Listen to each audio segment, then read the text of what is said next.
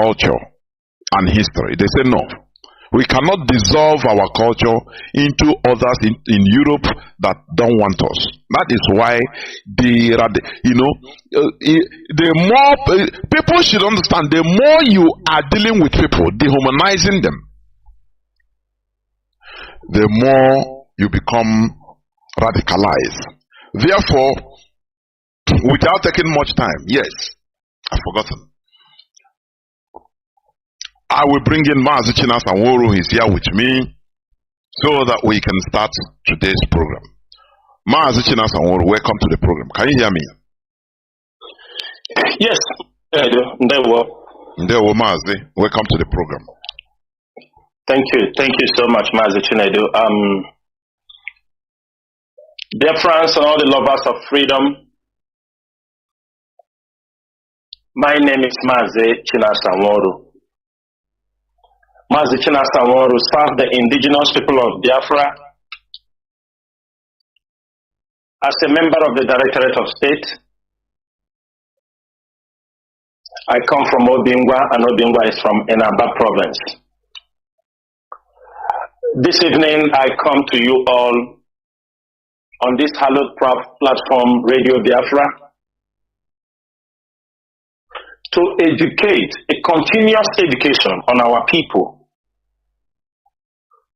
to get our people informed, to open the eyes of our people on certain things that they don't know, because it's our responsibility. Like one Igbo adage says, Akoruo Egeruo. I have come this evening to also open the eyes of the Nigerian security agencies, Igbo politicians, the DSS. I will explain to the world today their conspiracies, all their plans. Not all, some of them at the top level knows what is happening. Some of them are partaking in what is happening. And it is our duty to expose them. And if we don't do that, it will be the greatest crime against us, that we knew all that is happening against our people. IPOB have become the mouthpiece. IPOB have we stood in the gap for the Biafran people. IPOB have continually for 10 years now to advocate for freedom for the indigenous people of Biafra. It is not an easy task. It is not an easy journey, but so far, so good. Irrespective of all what the challenges that comes across the way, they are all expected. We have to know that we are a freedom fighting. You don't plan things that comes around the way, because the enemies are there. The Nigerian government continually spending money to destabilize IPOB after the rendition of Mazi Nnamdi Kanu. And this evening, if some of your people are not listening to this broadcast, they're going to miss a lot. Tomorrow, we don't want them to come out on social media and start talking things they don't know. I also want to make something very clear. Mazi Chinedu, I have a sound coming from there. I don't know, maybe if a speaker is on. So please check out.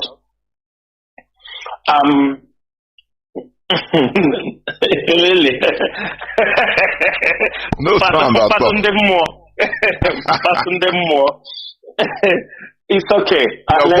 Let's go forward. Very clear. Okay. This evening, dear friends, something I want to clarify before we go to the main topic. And what is that? I want everybody to understand, even the Nigerian security, the judiciary, all of them that are listening this evening, the police, the DSS, and the politicians. What matters in what we are doing and our source how he disseminates information to the public is through Radio Biafra.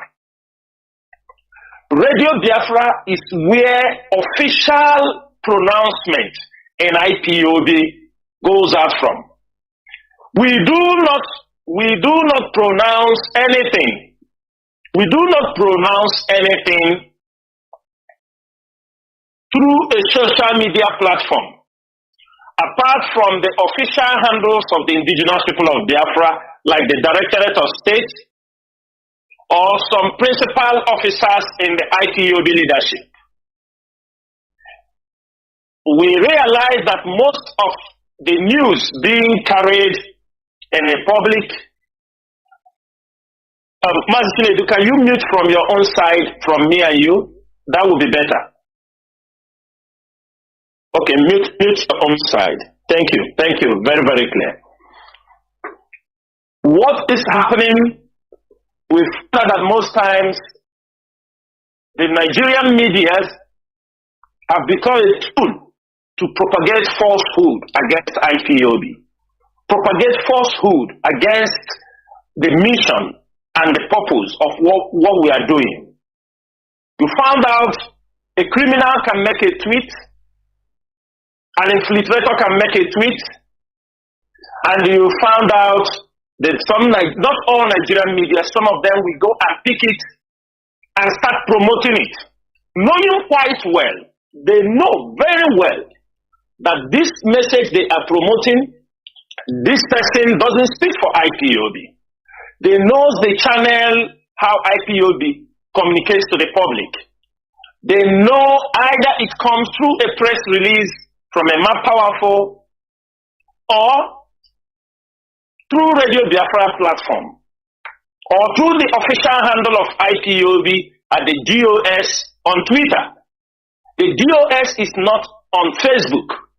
The DOS officially is on Twitter.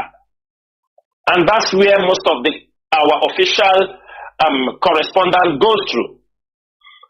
But now we realize how many people are using unverified sources to promote things.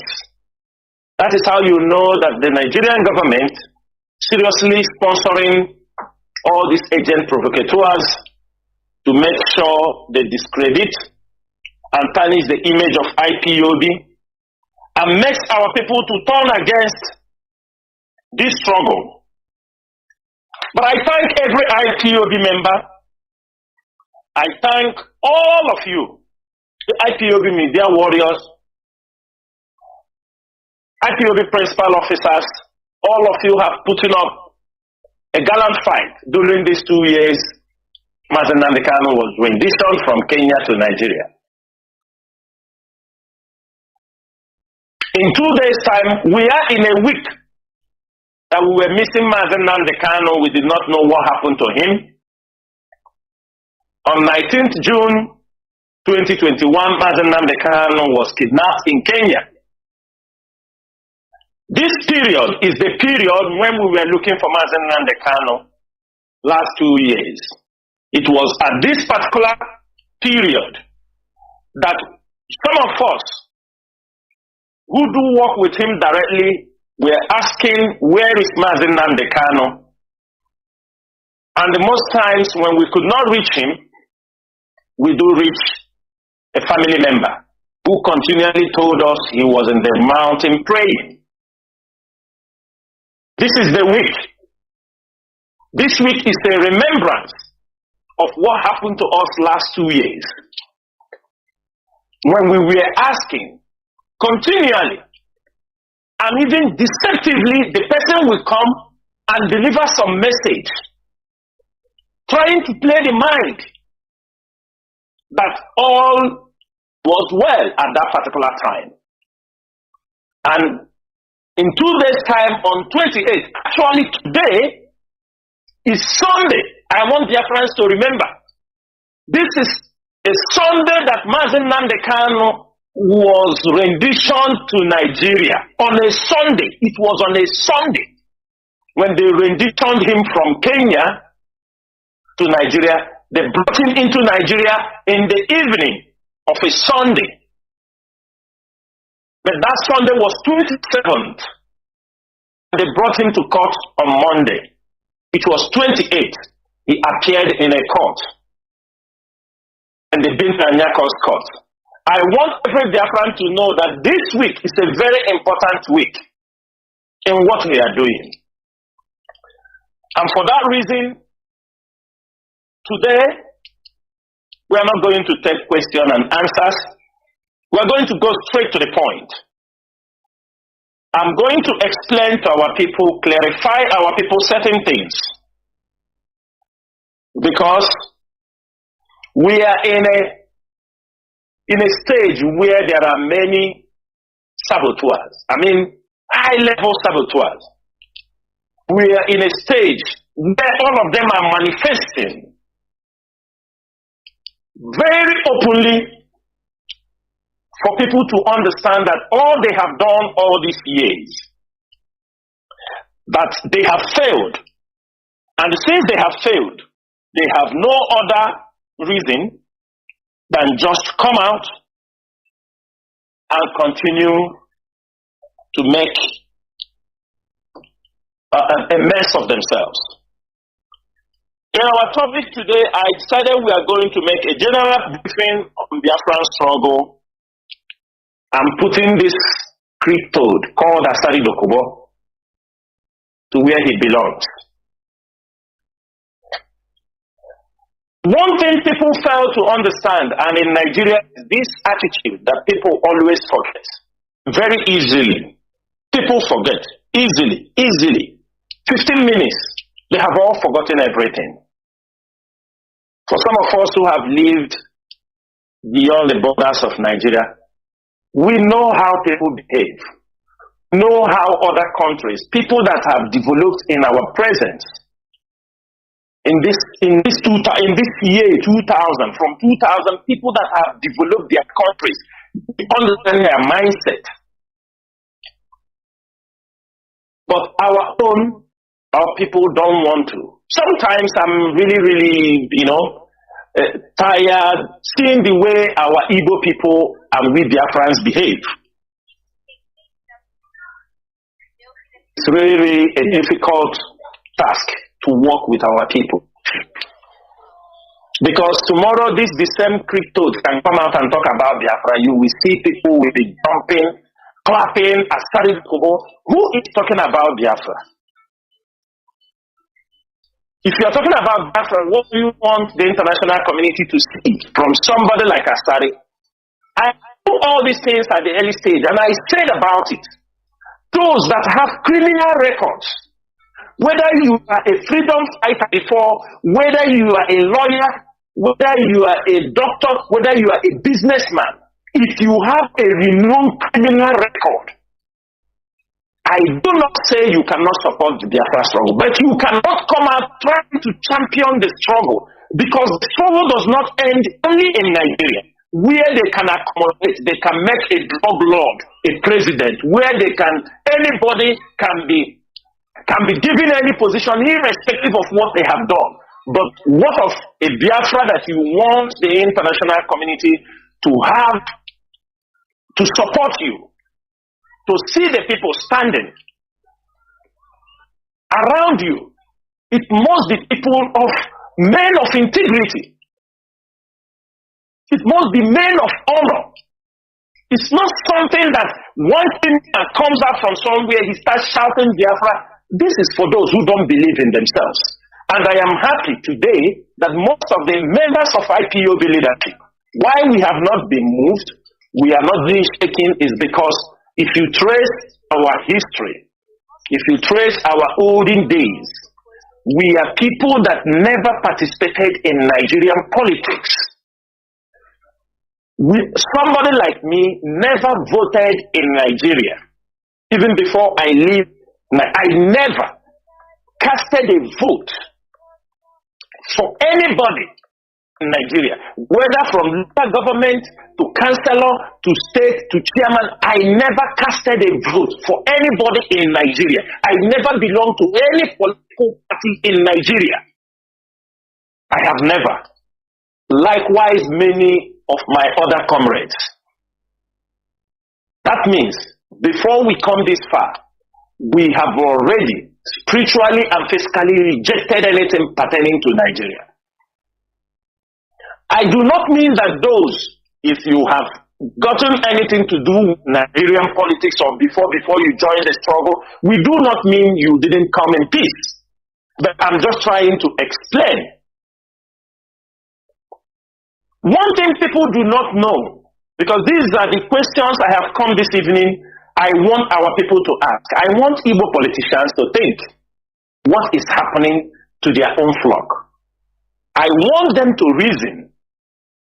Because at the end of the day, if IPOB is not there, if IPOB, if Radio Biafra is not there, they will turn everything against us. I want to understand, can everybody look beyond what we, the leaders of IPOB, are seeing, our other members of IPOB, that somebody, Asari Dokubo, somebody, let's assume is like a second in command of Taliban, a well-known jihadist, from Sudan to Libya to everything, suddenly came to Aso Rock.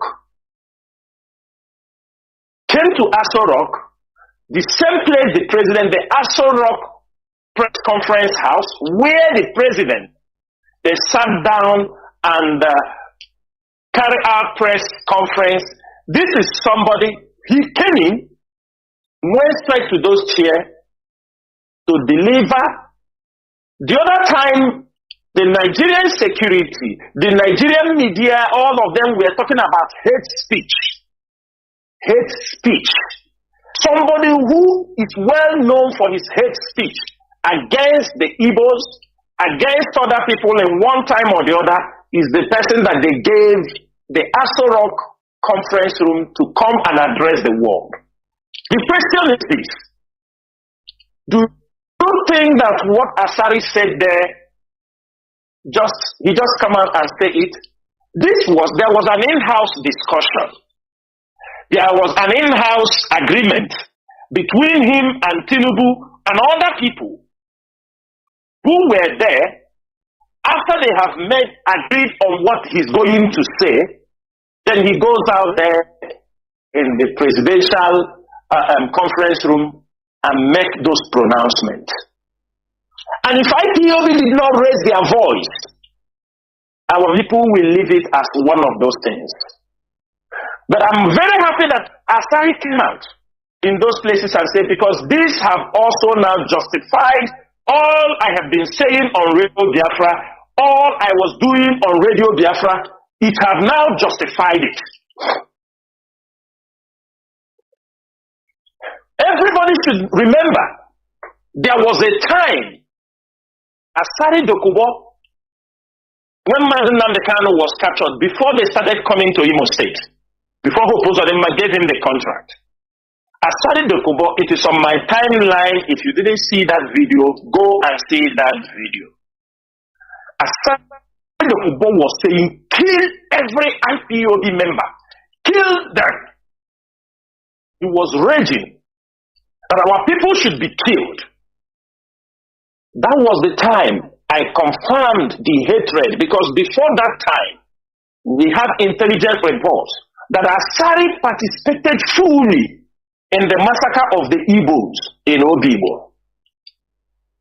When those reports came, I did not believe them very well, because we know yes on Wiki, but when it comes to something to kill the Igbos, Asari Dokubo always play a major role in that. When that video came out, because if you remember, he spoke about this NSAS in that his broadcast. And remember, it was during that NSAS that our people were massacred in Obibo. It was the NSAS issue, because Tinubu's name was mentioned, that Onyendu was encouraging Nigerian youth to take their country back. Asari was furious. And all these things he said has been there, but Sometimes information comes to the leaders, we try to weigh in because we don't want to blackmail anybody. We don't do blackmail. Whenever we are coming out to say something, we want to be very sure. When the problem of Obibo happened, somebody told us that, look, the men on ground tell us that Asari is participating fully in massacring Igbos in Obibo. But it is under coverage, it's a clandestine operation. And there is one of our brothers today, he was not even an IPOB member, but he was a sympathizer. He is still taking treatment because they took him, broke his legs, broke this thing. He is still somewhere now, getting to 2 years taking treatment. He cannot walk. They know who I am talking about if Asari is listening. What I'm saying here is, I have been coming on radio.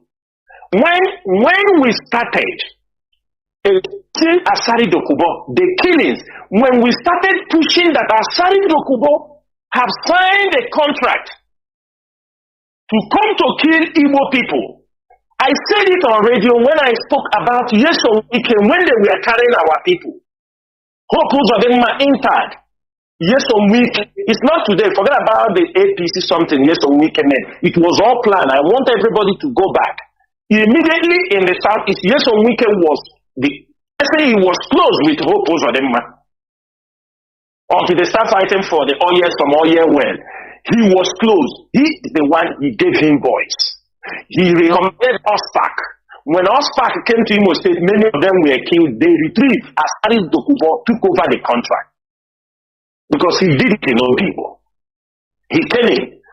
Our people in Imo State, if most of you can confirm on the social media anywhere that most of the people that comes in Imo State attacking our people, they are shouting Asawana, Asawana, Asawana. Anywhere they go, when they are burning out the houses of our people, when they are killing our people, what is their slogan? Asawana, Asawana, Asawana, Asawana. This is what they have been using. And Hope Uzodinma knows very well that our Igbo people, they kept silent. Politicians, sometimes people say, what are you people doing? I want to make it, IPOB have limits of what we do. We are not jack of all trade. We are not jack of all trade. Anybody tell you IPOB say they are jack of all trade because sometimes people are being killed somewhere. You say you are complaining. What are you guys doing? IPOB have also limited resources. For us to come this far, you will know that sacrifices has been made. That is why Asari and Aso Rock raised the voice of NSAS, because the anger of what they did is still boiling in him. And he's still teaching to get more of us to come to his fold. The Nigerian military, they are gradually withdrawing from killing IPOB members. The Nigerian military, we say it the way. The Nigerian military sometimes they do since we came on air and they expose the criminals. The Nigerian military are a little bit careful now. That is why it didn't go very well with Hope Uzodinma. They now import mercenaries. I want everybody to understand what Asari is looking at.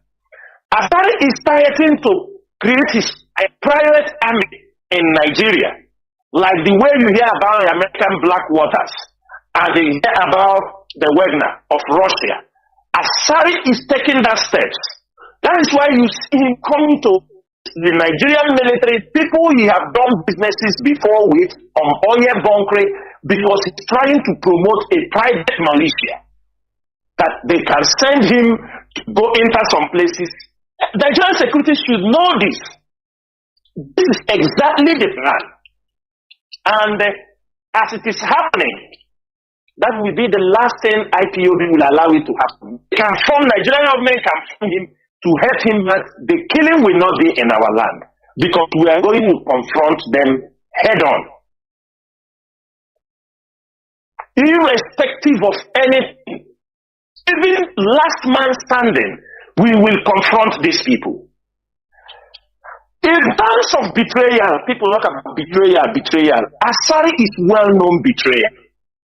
From day one, they recommended Asari to be part of what we are doing. Most of us objected it.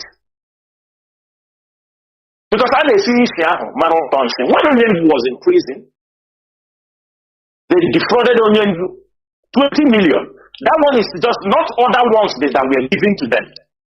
This is one of the, while Onyendu was in prison. And they come to think of it, who is Asari Dokubo? Asari Dokubo is a man between 1992 and 1998. Asari tried to go for councillor in his community. He didn't go. He failed. Asari Dokubo tried to go for ordinary councillor. He failed in his community. Asari himself, he tried to go for chairmanship. He failed. When he went for House of Rep election and failed, he wanted to make problem.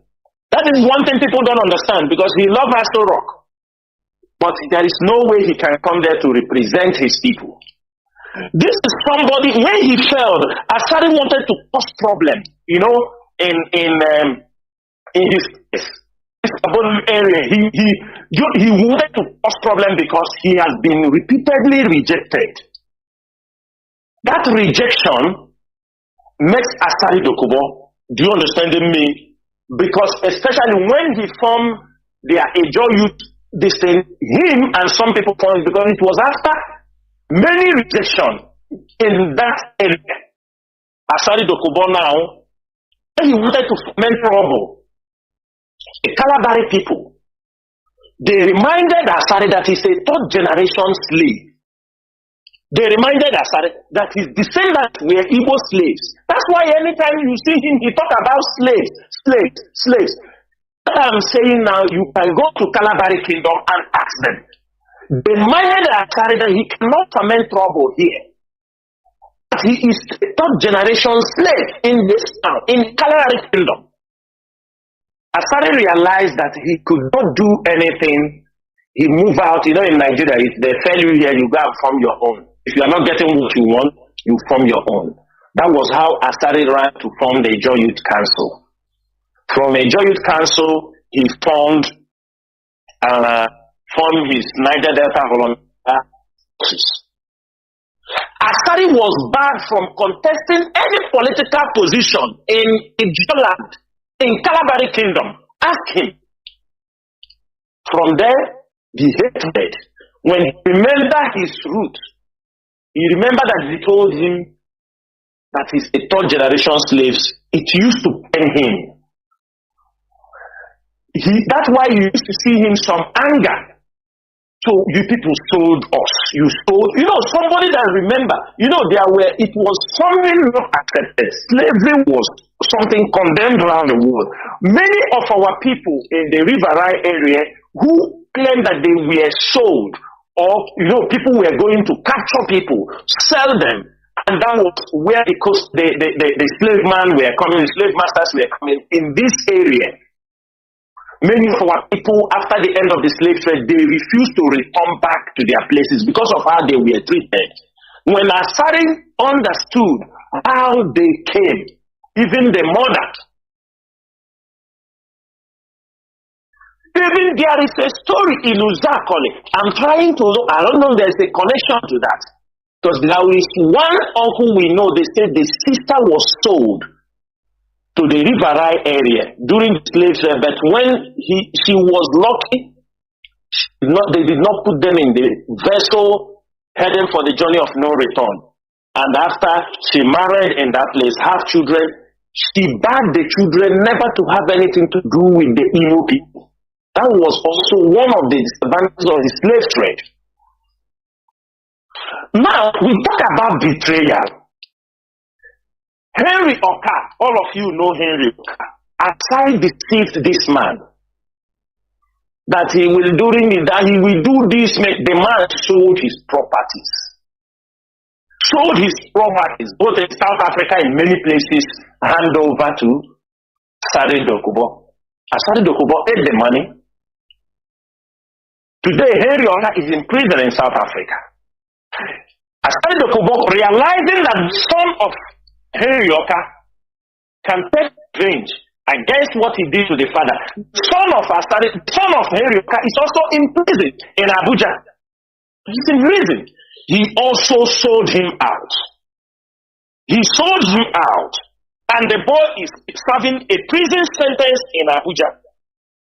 I'm telling you people about Asari Dokubo so that our people, not tomorrow, after we have displayed this hatred in Aso Rock Conference Hall, tomorrow some of you will come again and start clapping for this criminal. Asari Dokubo himself, everybody knew. There was a time Mama Gaddafi said Nigeria needs to be divided. That was one of the things Asari sold to the Islamic group in Libya.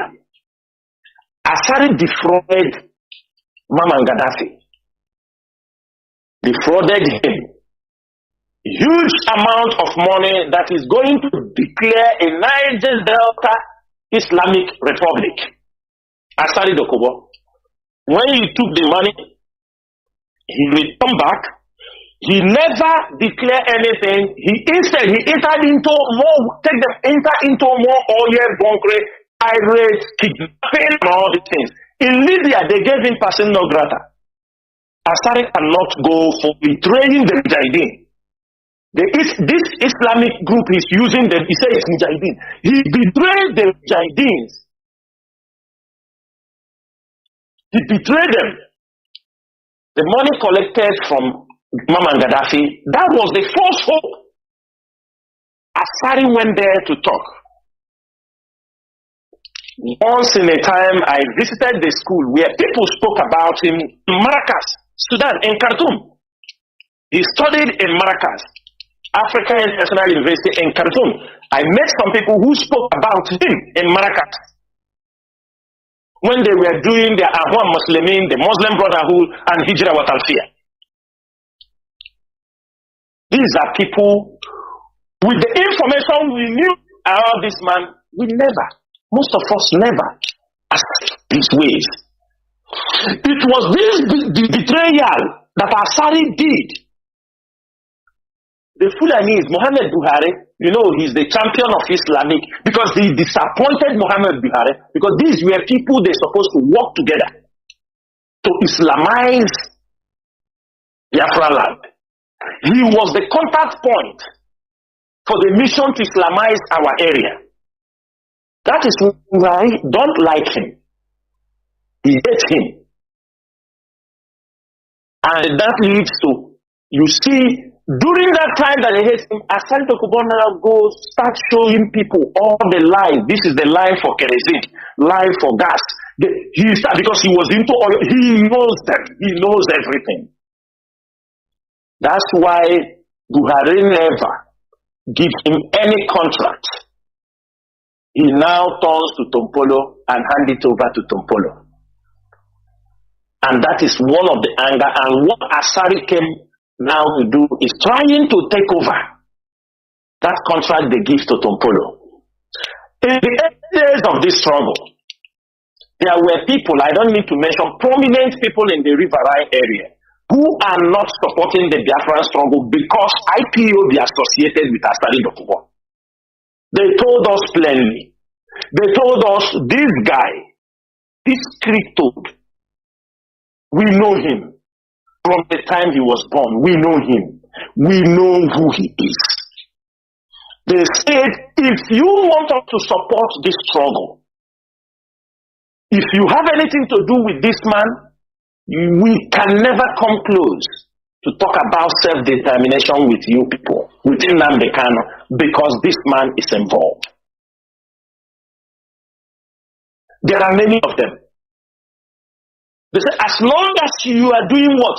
You are working with Asari Dokubo, we can never come close because this man is a born betrayer.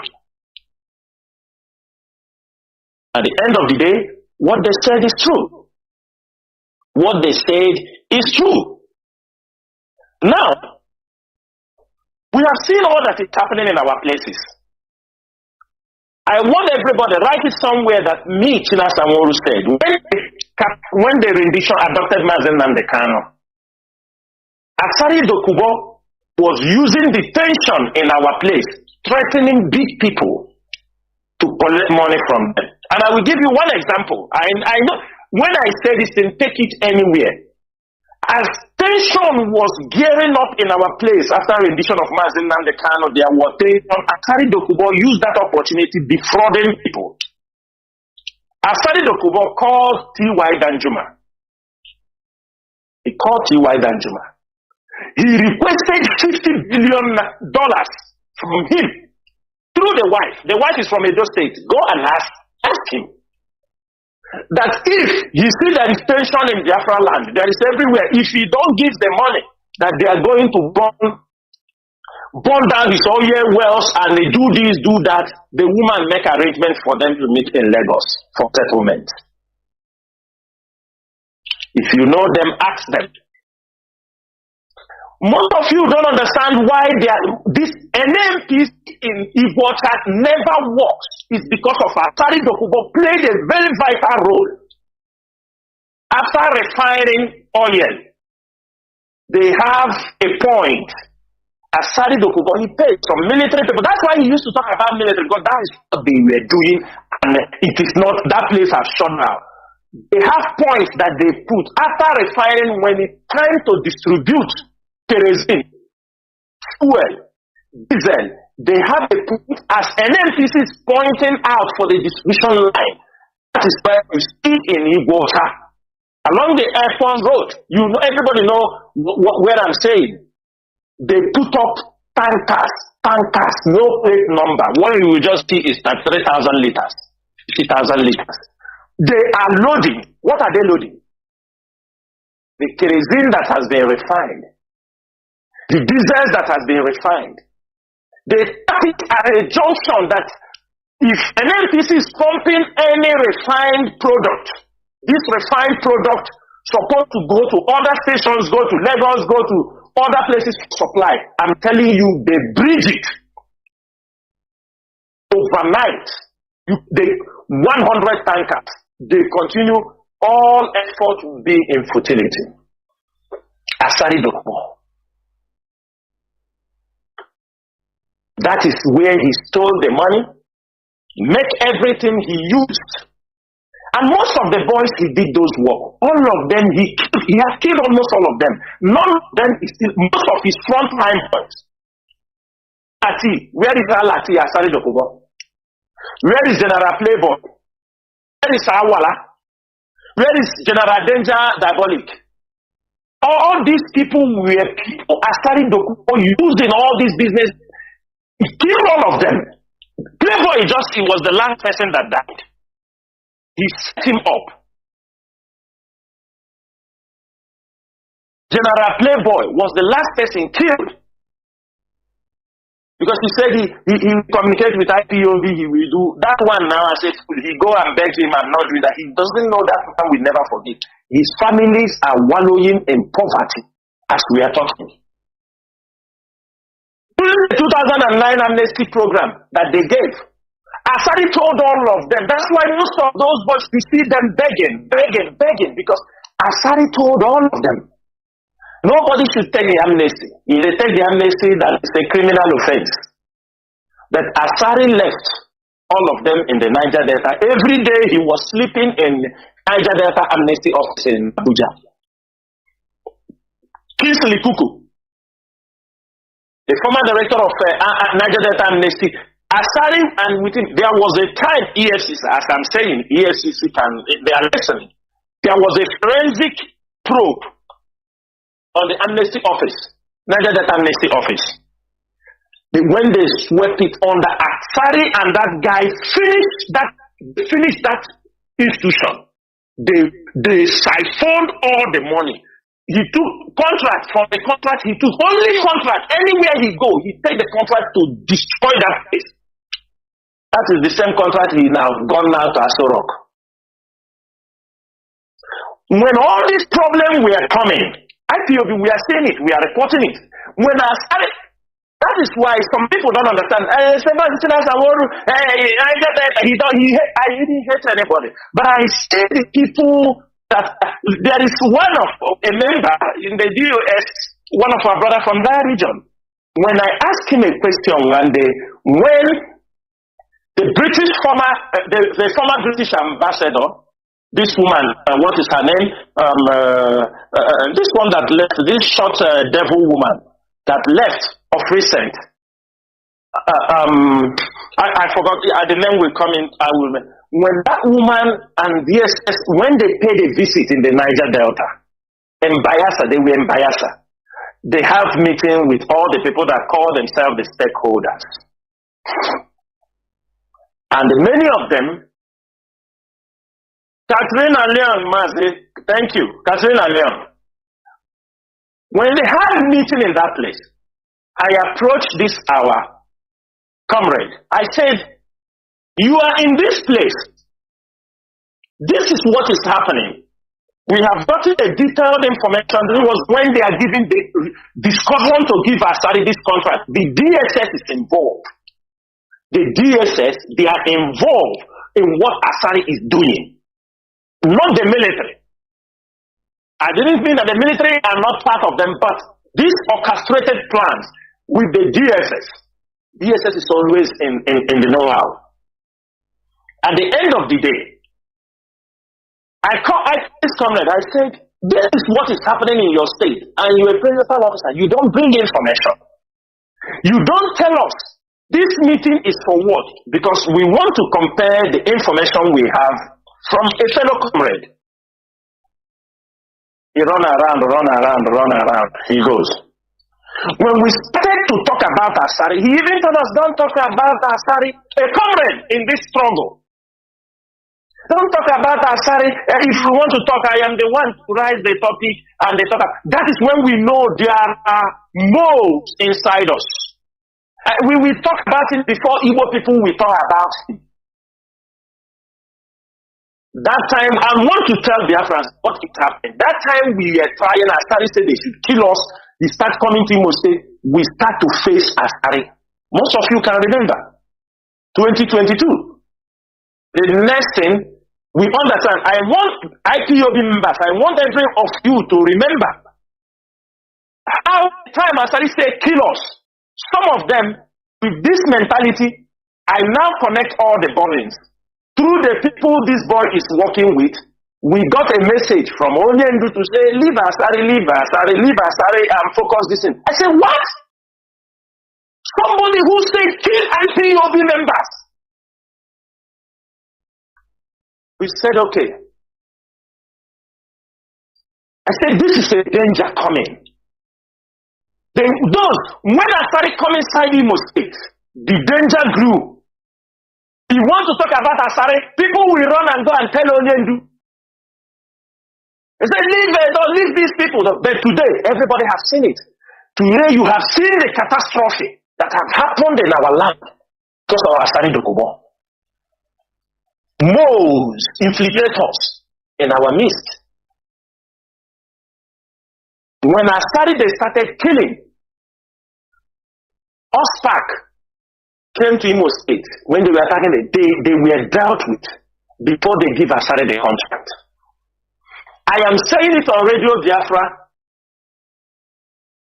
Asari Dokubo, who of them contracted Asari Dokubo for the assassination of Ikenga Ugochunye. Chinedu said it on Radio Biafra. Some of the people carry out that operation and fail. Some of them are also regretting when they start to understand.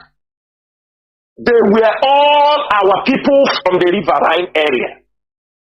Consider what you ask yourself, why is Asari Dokubo Ndibo coming from the riverine area? Somebody with a hatred mind that his people were sold, coming in the hinterland to massacre people that he hates. The full enemy.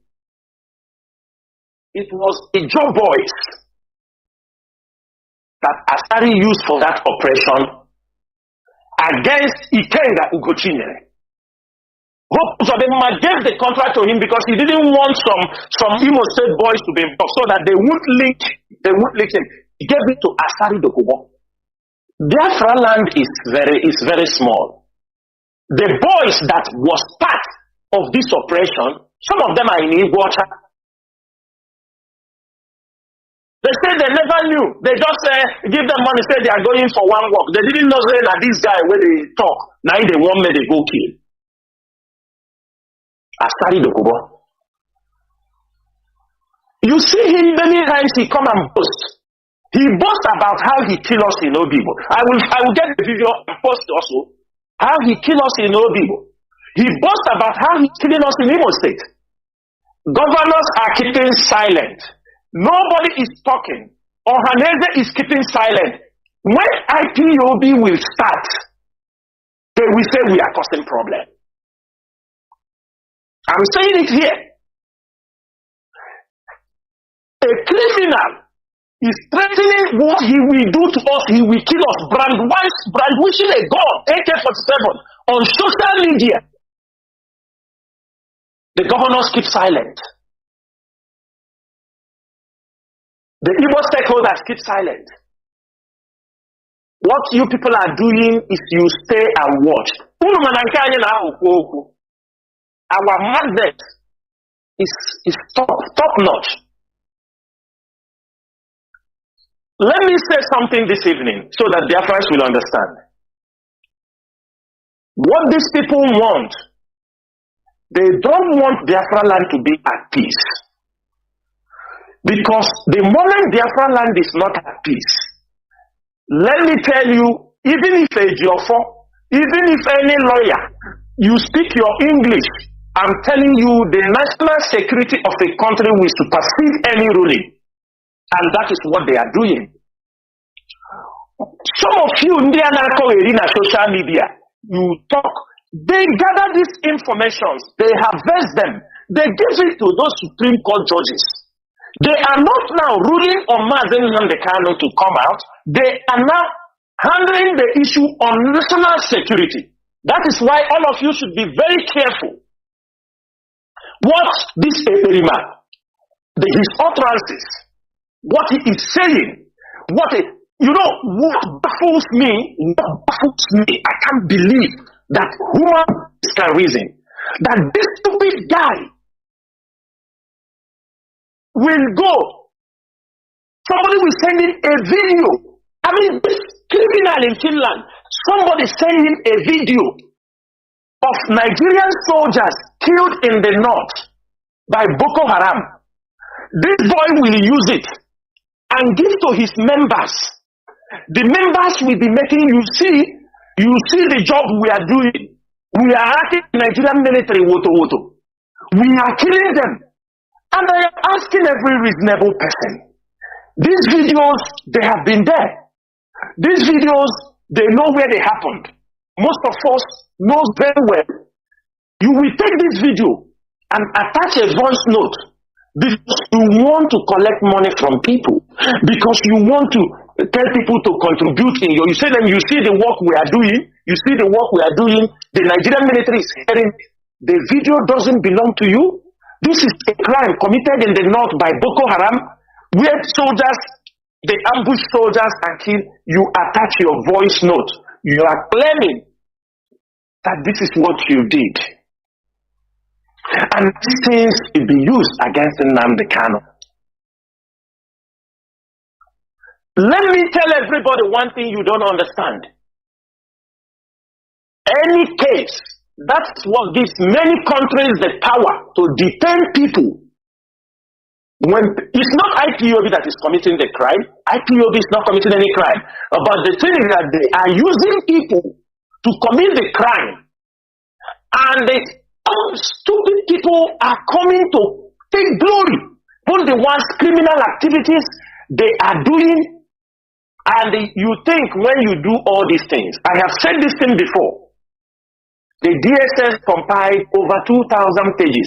First volume and second volume, most of the things these people did, both lies and truth, many lies, audio, You remember when in the High Court, when Lavarin wanted to play audios. These are collection of audios they collected both from these criminals, collections. And let me tell you, any judge, based on national security, can decide not to release Mazi Nnamdi Kanu. Everybody hear this one and they know something for yourself if you want Mazi Nnamdi Kanu to come out. We have made it very clear IPOB is a non-violent movement. And by our approaches, in our own tactics, everybody knew. The only people we are confronting head-on, anytime, any day, are the Fulani herdsmen. Even I went somewhere, yes, if you ask me, I say, yes, we are confronting the Fulani herdsmen who are killing and raping and killing our people in their farmlands, destroying our farmlands. We have the ability to confront them, and we will do that no apology. We never ask anybody, go there and kill this military man. We don't ask anybody, go there and kill this policeman. But people have done a lot of things that they took it, they go and do things, then we put it on IPOB. And I said it on here, we have strategies to put Nigeria, to unsettle Nigeria. Today, what is the position of Nigeria in the international community? Nothing. Nigeria has been relegated to the lowest of the low. Today, it's South Africa that Egypt, they are the one leading Africa in anything. It is the work of IPOB. Because when Nigeria went ahead and tagged us terrorist group, they think they are doing IPOB. They don't know they are destroying themselves. Let me tell Nigeria what they have failed to understand. People advise them to tag IPOB as a terrorist group in Nigeria. Now, every IPOB member that run outside the country, even Yorubas, even some people who understand the Biafran struggle, they now go out there and tell the foreign country that you tag IPOB a terrorist group. And every country, every reasonable country knows that when a country tags a group of people terrorists, they know if you go to them, if you return to that country, either you will be killed or you will be imprisoned, or you will disappear. That country will automatically give them asylum. And in many cases will be coming. People will be telling the truth of what is happening. The countries will be listening. They will understand all those things you people are hiding. All those things you don't want the international community to hear. The people that you are pursuing from Nigeria will continue telling their stories in different form, in different dimension, in different ways. That is, the world will start picking interest.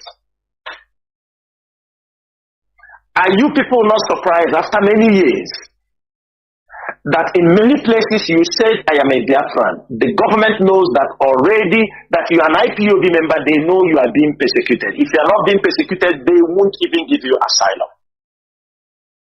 And the IPOB is working in many countries now.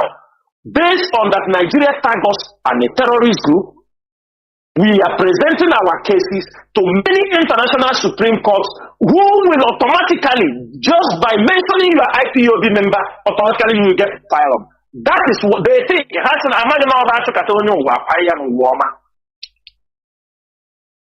They use it and continue to tell our story to the international community. That's why we tell everybody must be resolute. They tag us terrorists, but look at what they are doing in our land. People are committing crimes and ignorance. They will use it and tag. You come and embrace. Call me a terrorist if you don't want to answer a terrorist. Most of you don't know, you think it is bravery. You don't know it's stupidity in the highest level. They have all gathered. They push. They want us to make statements they will use against us. They want us to use statements that they will use and make sure that Mazi Nnamdi Kanu is not released. We are smarter than them. And I'm happy that one of the governors also confirmed it. Some of them, they say these guys are smart because all their plans they are doing, it never works.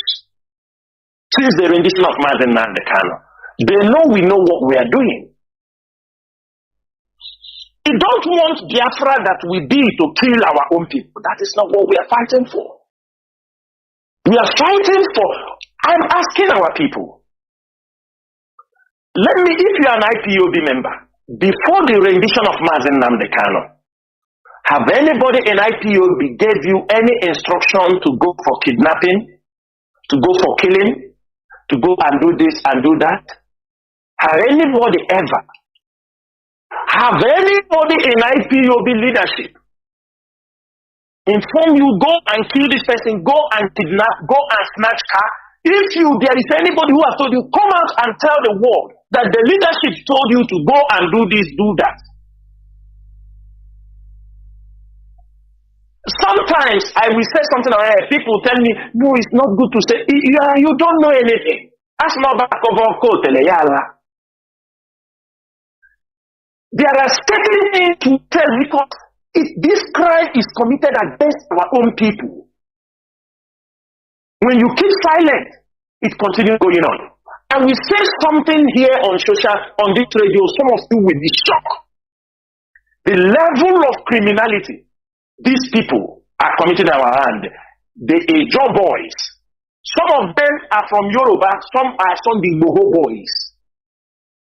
Kinu gave them. How they know how they concocted their thing. Some of them are Shetima boys and the Ejo boys and the few of our people working for Hope or them and other. They gather, they go places, kill IPOB members. Look at the video and that is what they are doing.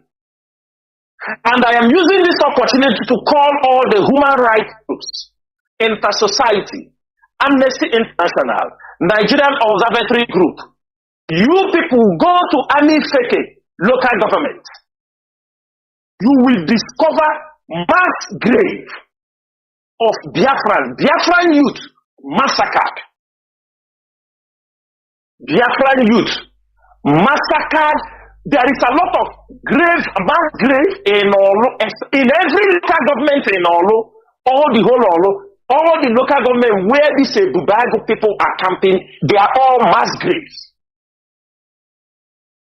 They go to a place where they see you drinking, fatten the clear of them. Straight. When they bring you, they put on the table, they drop a gun, drop bullets, they tell you are IPOD member. You start denying. They are bringing our youth 20, 30, 20, 30. The people they are cutting, there is an army setting. This area they are controlling. This woman, the side of Hope, they have a place they dump body. There is a woman. We'll catch that woman. We'll catch her. She's the one, when they dump some bodies, they feel she's the one, where they're dumping dead bodies, she's the one go to take body parts. The private parts, the eyes, the tongue, anything she wants, after she takes, she moves. They are selling. Some taking more body over, they are taking.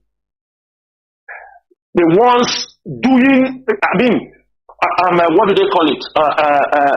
They are cannibals. Those who are fasting, they are all there. I can tell you, Biafrans, that these people they brought into our land. There are something some of you don't know. This boy, most of you remember this boy they call Udumod and many others.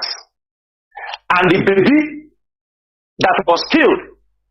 Many of these guys, you people don't know the kind of crime they were committing in our land. They kill their victims, they cut their private parts and roast and eat. That is the kind of thing happening in our land. When we come here to talk about it, some of you will not. You think we are talking nonsense. It is our people. Every day you complain your brother they kidnap, you didn't see him. Your brother they kidnap, you didn't see him. You don't know what happened to him. You don't know what happened to him. I am telling you, What is happening in our land? Just to that IPOB. I mean, the time baby was killed, Double Lion, Odroad, all these people kill their victims, take their private parts, they roast for them to make themselves invisible and powerful to carry out operations.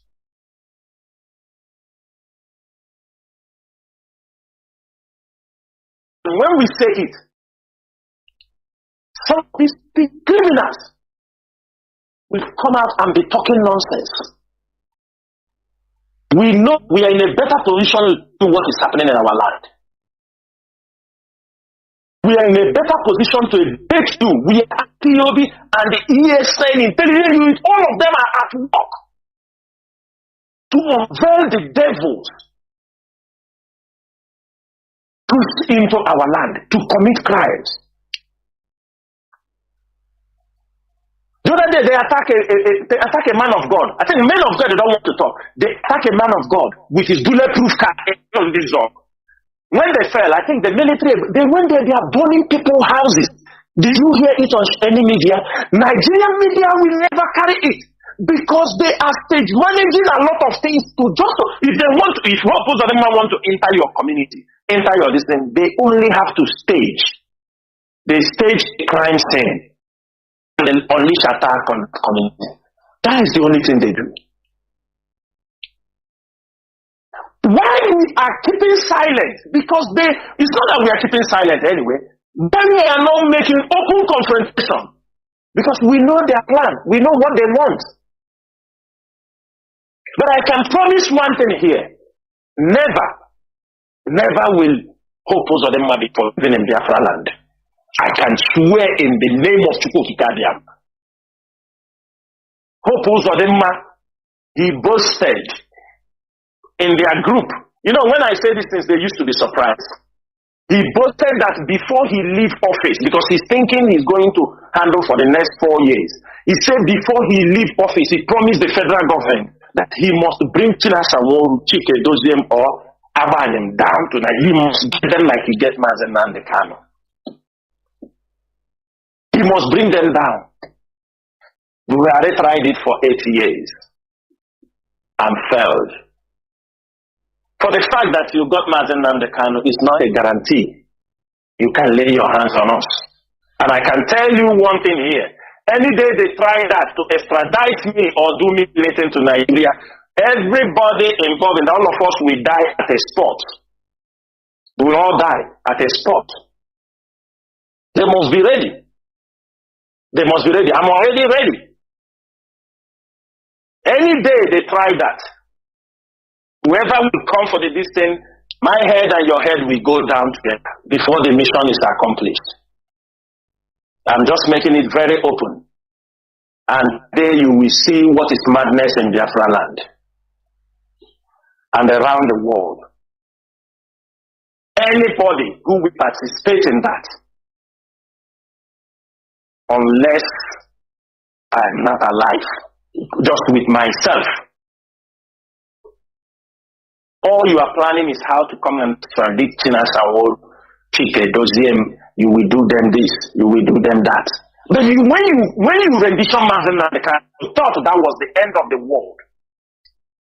And I also use this opportunity to thank those who are opposing him. In the same distance, say you can't do that. I thank Chukwukikadiam. There are people opposing him, telling him, no, we can't do this mistake we made with Nnamdi. We can't make it again.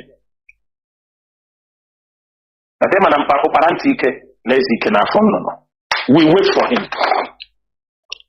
Everybody should know. If you're looking for me to bring down the members of the DOS because we stood in the gap in the absence of Mazi and Kanu. You people have selected your leader. You have called somebody, imported somebody, pay him to come and take over. Why not? Oh, he has taken over now. Why not plan for yourself? Why are you disturbing again? Even the people, Hope Uzodinma, Asari Dokubo, who is your close partner, he came to Asorok and told the world that this guy was sent to make a coup. It's because he failed. That's why you people are just frustrated. All the promises he gave, all the whole thing they gave, they failed. Another thing is this. The Nigerian DSS must stop this clandestine operation against IPOB members. They went to Enugu. An IPOB member. He came into his house around 1 a.m. They surrendered the building. It's kind of an IPOB sympathizer or like this. Let me take it member, because anybody supporting us is our person. They went into the house with they came with like 10 vehicles around 10 a.m. Whoever gave them the information. They surrounded the house. The boy, seeing they are breaking the doors to their building, the boy tried to hide on top of the ceiling. This boy they call Loco. The DSS, after they have gone to the house, they checked in the house. He was not there. They came out and asked a neighbor if he have seen this, because they knocked the door. Somebody came out to tell them, no, that the guy is not around. They asked a neighbor. He told them, it is not there, that he's hearing a noise in the ceiling. Maybe the guy is hiding in the ceiling. I posted it on social media. Go to my Facebook handle, you will see it. And go to my Twitter. They went into the house. They teared down the whole ceiling of the apartment, found the boy hanging on that place, trying to drag him down. The guy is shouting. They use a saw machine, and they go as they hang his hands on the plank, on the wood. They cut off his fingers. They use saw and cut off the fingers. The boy fell from on top of the building. This is the kind of things we are getting from the Nigerian government, from the DSS. I want the world to listen. The boy fell from that place down. They beat him. Nobody knows if that boy is alive, because before they took him away and dropped him in there, the boy was bleeding to death. When we talk here, they will say we are threatening them. But you want us to see this and we keep silent.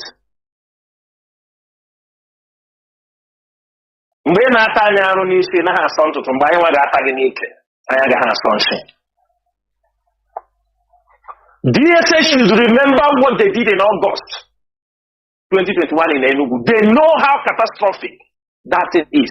2020 in Enugu, before the launch of ESN.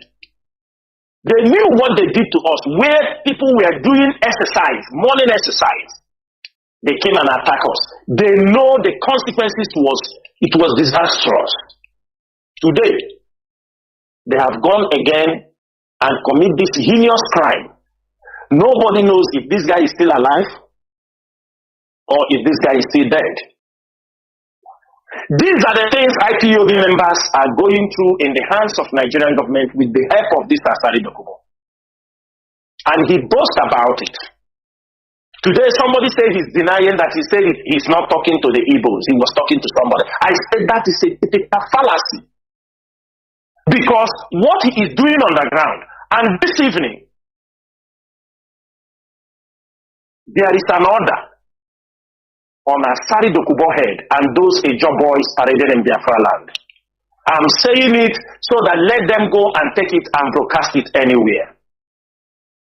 If Ijo people will not rise up and condemn the activities of Asari Dokubo in the hinterlands, because what they are looking for is to cause problem between us and Ijo people, and Asari is whom they are using. But we are expecting the young people to rise up and condemn that statement Asari made, that all of them are silent about it. And for that reason, we know nobody will talk. We know nobody will revenge. We know nobody will do anything. But for IPOB, we will do something. And from this evening, a marching order has been given. It's very simple. His voice. He said, Diabali. Diabali is an animal that smells. It's an animal, one animal that smells. He's boasting in Diabali. We in IPOB, we don't have titles. We are simple. Chinasa, Chika, Doziemo, Abani. This is our name. Nnamdi, Kanu. We are nobody. He said, Diabali. I am Chinasa Uku. We will be the last people. Nigerian agents, Nigerian government will intimidate. We are going to be the last generation. They will humiliate. IPOB will be the last generation. Nigerian government will kill and go free. We are going to be the last generation. Saboteurs will destroy and trying to scatter us all over. We are going to be the last generation for that. I remember I started years back when he talked, don't go and rent people. We didn't come to rent people to go and fight for anybody. We are fighting for our land. They cause criminality. They come, they send also army to go to, they send their own people, taking all people, causing crimes. They all connected with Asari. In the Niger Delta, he is well known. He's chief oil bunker in Niger Delta. Most of you know that. But IPOB will be his last bus stop. Nnamdi Kanu will be his last bus stop. He have went to Aso Rock. He talked all he boasted that Nnamdi Kanu should not be released. He said everything he said. He has said in Aso Rock. We have said our own on Radio Biafra. We will know he who will laugh last. Mazi Chinedu, I will stop here so that we can go to other topics. Mazi. Continuing in that, please, I want to ask this a question. Concerning the statement of the pig in the creek, we all know. It's not only about family members of indigenous people. He threatened. He threatened the Igbo Biafrans in general, a nation. So, what I want to ask, which also might be in the ears of, in the minds of many people, is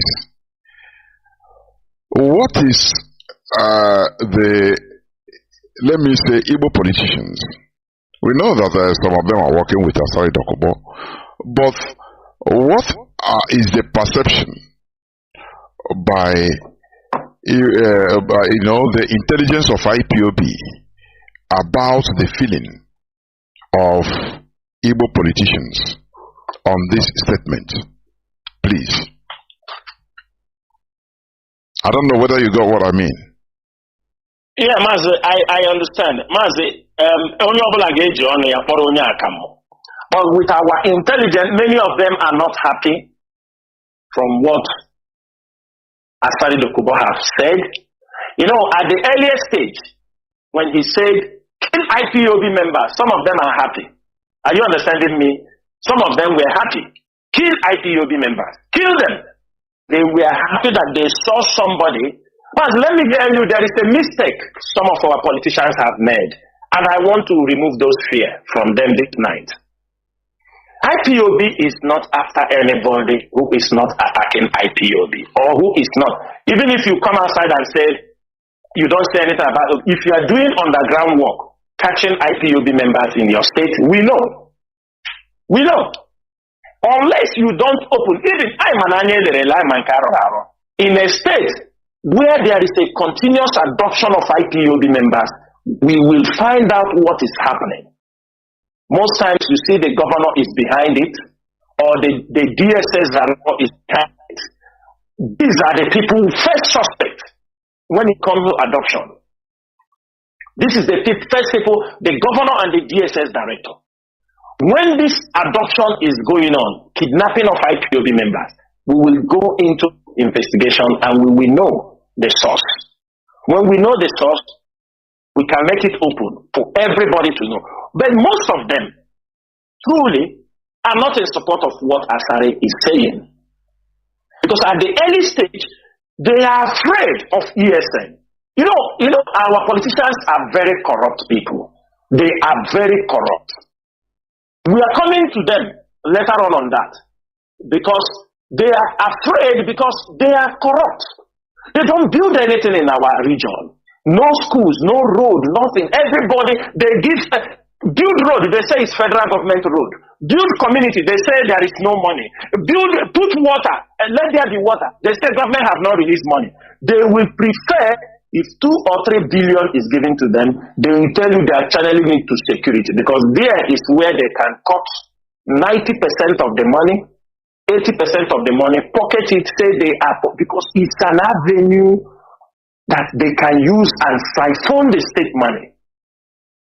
So every month, it's like when Theology was in power. 2 billion naira coming, he removed 800 million, say for security vote only. That means a lot of insecurity. That is where they use to make money. Now, when they say kill IPOB member, most of them didn't say anything. Now, from IPOB, everybody is an IPOB. But yeah, we know you can come to be part of IPOB as a movement, but in normal, it means indigenous people of Biafra. Nobody asks, as long as you answer this name, most of them are being confronted of also saying, all of them, they support the Biafra people. They will not say it. When they say kill IPOB, they love it. But today, they are no more seeing IPOB. They kill any Igbo person. That's why some of them are reacting now. Some of them are not happy. Ọkwa ịhụrụ ọkụkọ ọhụrụ ebe a ya chetakwa ọkụkọ ọbụla hụrụ ebe a na-abọ ọkwa ya marakwa na aka ya eji na-abọ ọkwa n'ọkwa ihe eji abọ ya nwa. Some of them are not happy with what Asari did, but that is what some of them, they were happy before because they have gotten somebody who will come and fight IPOB for them. Both of them are trying to sell that issue to some governors. And always, okay, that time they were giving, Asari is lifting oil in Imo State and in Abia State. Asari is lifting oil agreement with Hope Olodema, and they always, and when Okeze was there, they said they will help him to fight. Most of them are no more happy. You know, now they have their presidential, Igbo presidency is dead. All that they hoped have lost. So some of them are making U-turn, understanding that in reality, what IPOB is saying is true, that they do not belong to Nigeria. So the earlier they come down to the east, encourage our people to come back and develop their life, stop waiting for anybody, waiting for federal government, waiting for Nigeria, who is planning to kill them.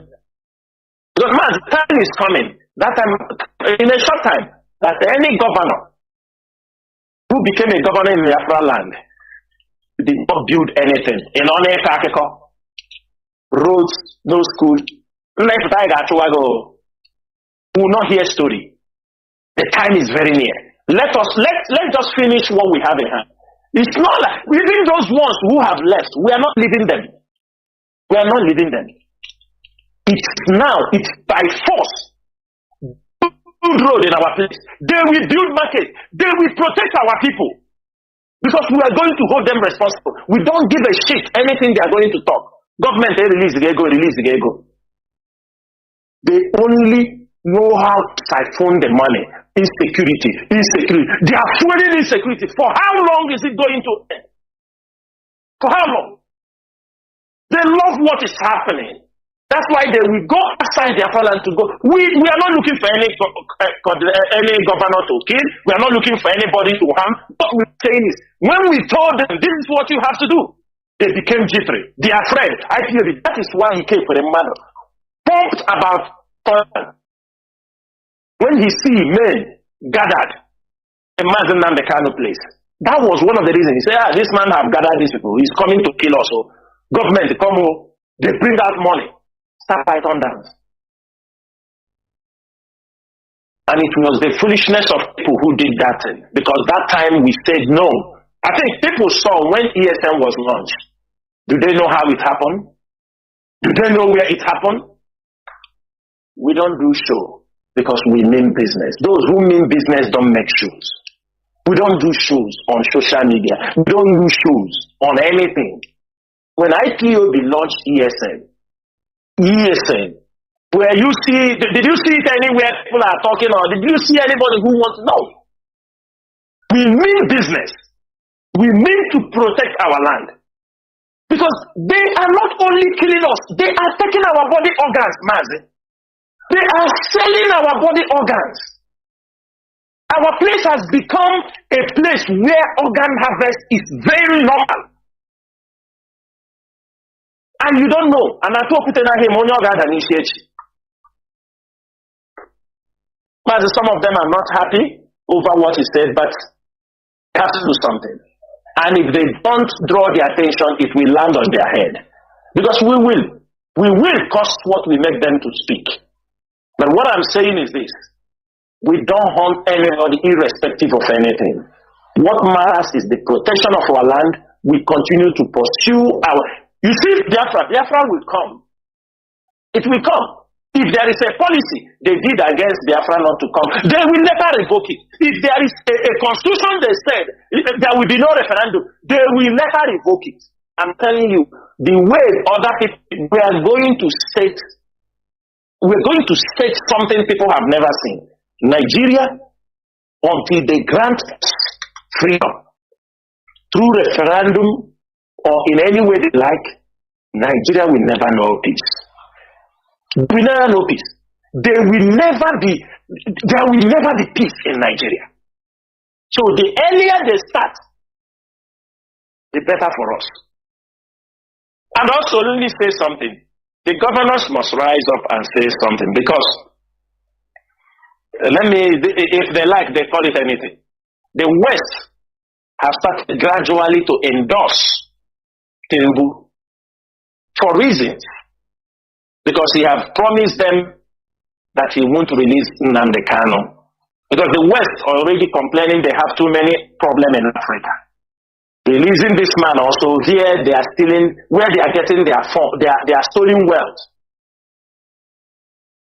Where they are getting their stolen wealth. You think the American embassy they are building in Lagos, you think the money is coming from America? It's money stolen from our land they are using to build their biggest embassy around the world. They have come to stay. Ever the Zuto Shanala, do people go? They get things for free.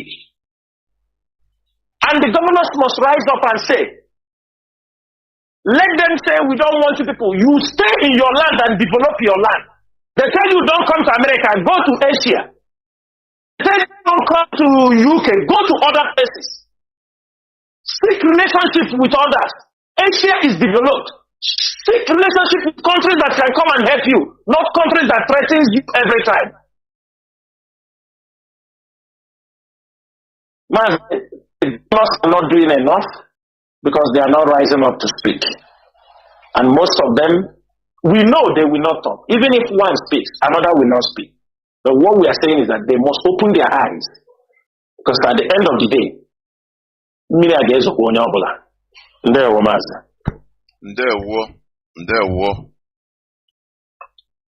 Mazi.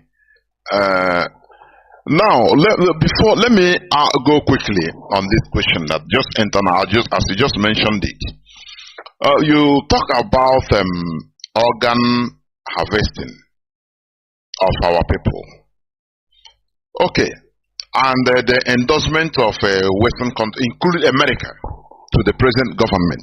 And last time we saw Bill Gates that visited Ahmed Tinubu, the current president of Nigeria. And we also saw the revelation, very big revelation, made by one doctor. If I could remember his name, I play this and I used to play it on Radio Biafra. It is used to being played on radio, here on Radio Biafra, about the grand conspiracy and plan of the international organ trafficking cabal of the world, of the highest order, championed mostly according to his revelation by Bill Gates. You know, and we know that in Nigeria, where they are heading to, the organ trafficking and harvesting is mostly in Biafra land. Yes, they are doing it in other parts, yes, but mostly in Biafra land. And Bill Gates came because he paid for Nigeria organs in advance. He has paid for Nigeria organs in advance.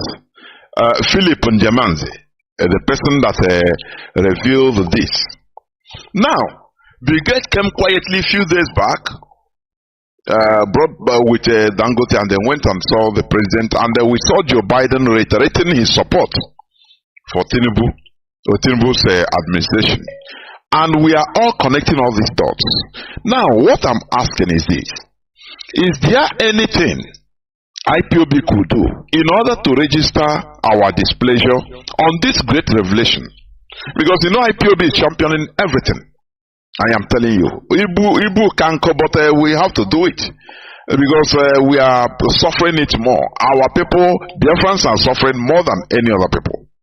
Now, is there any way IPOB could be organized in order to demonstrate or protest against particularly Bill Gates, to make it great awareness to people, for them to understand that yes, we know, because this is a very great revelation. And Bill Gates, what he came to sign,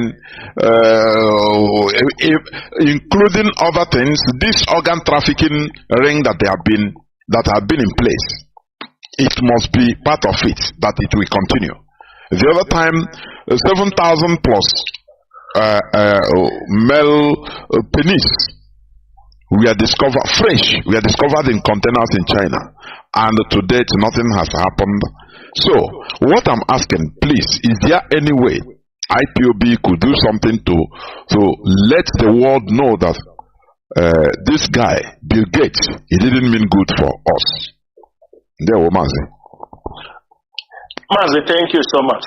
Mazi, you know the issue, this organ harvesting. It's not only Bill Gates. They are taken to India,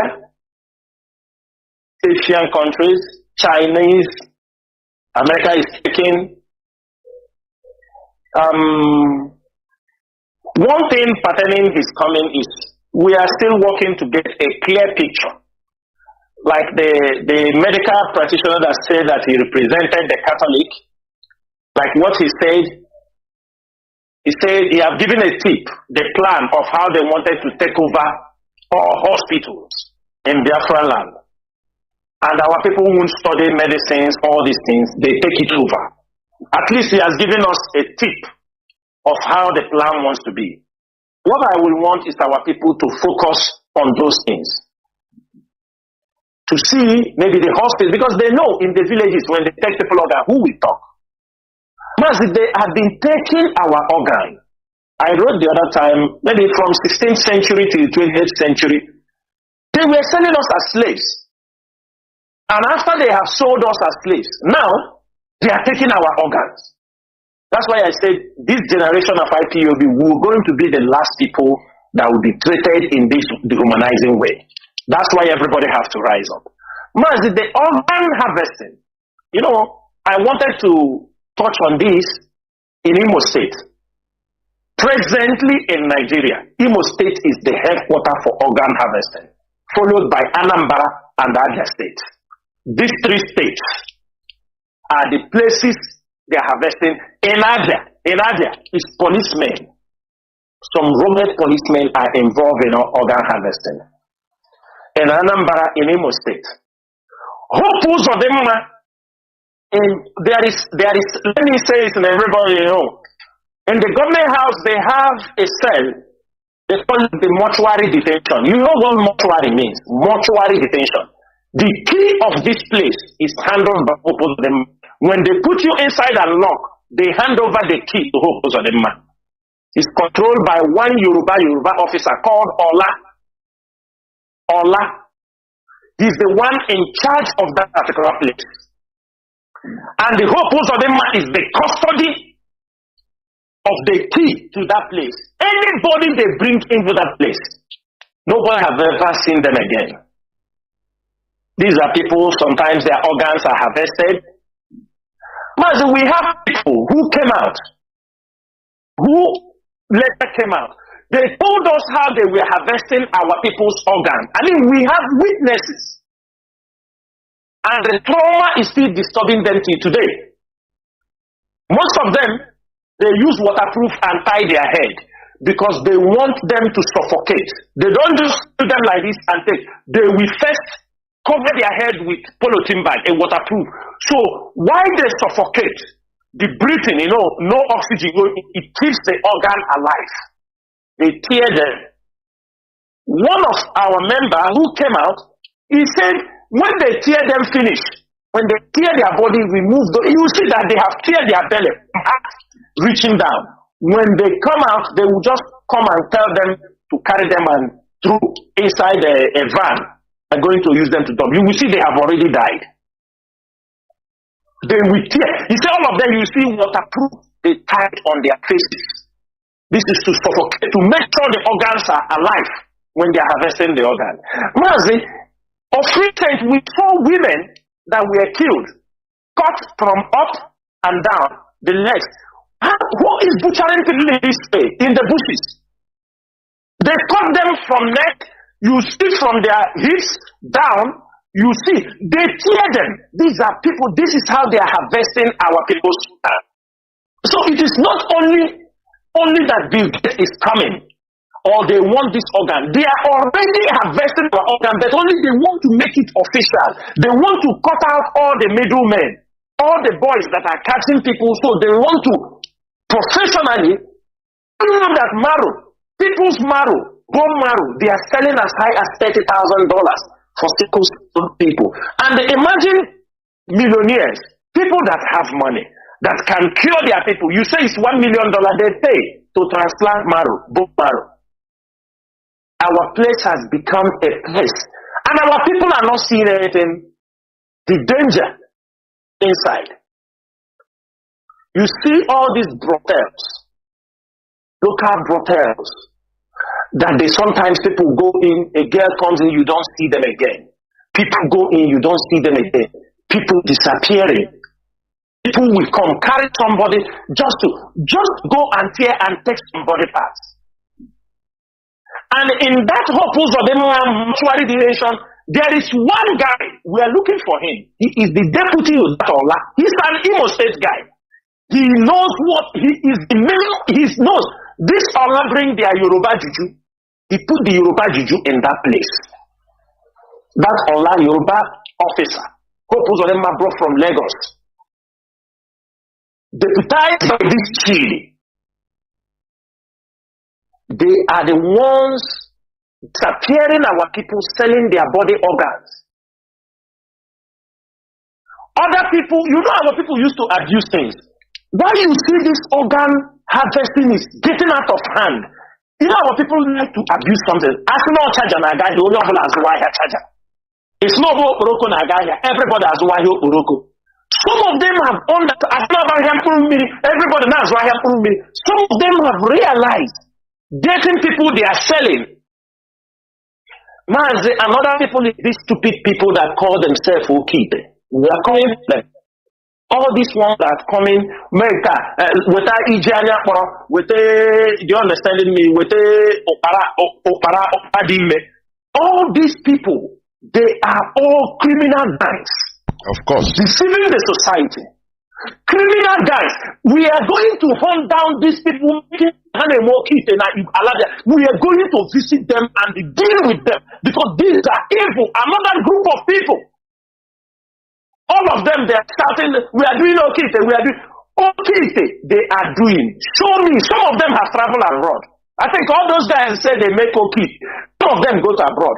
I see how many people they see they put up. as they are gathering forth human blood, put everything. Do you understand me? These boys have bring evil to the land. And nobody is talking. They will run on social media. I got soon. Very soon. Very, very soon. Because all of them are out of the people that send people on impossible mission. When they start defrauding you, they send you on mission, thinking you cannot do it. They tell you go and bring or the heart of a newborn baby. People, because of desperation, boom. Just to discharge them, thinking they will not. To discharge you. Mazi, just to discharge you. Mazi, there is somebody making this okay. There is one guy, he carried him after eating his money, defrauding him in Biafra land. He brought him to Dubai. He told him, and that man traveled with his son to Dubai. He told him that for this work now to do this thing, they need the heart of his baby. Because the man was desperate. The man go and kill. When the guy saw the man went and bring the heart of his baby, the guy left him and ran away. Man, some of them are part of the problem we are having. They all encourage all these diabolic. The Europeans are taking their own. The Nnamdi are taking their own. This devil, Obugidia, is not anybody there anywhere.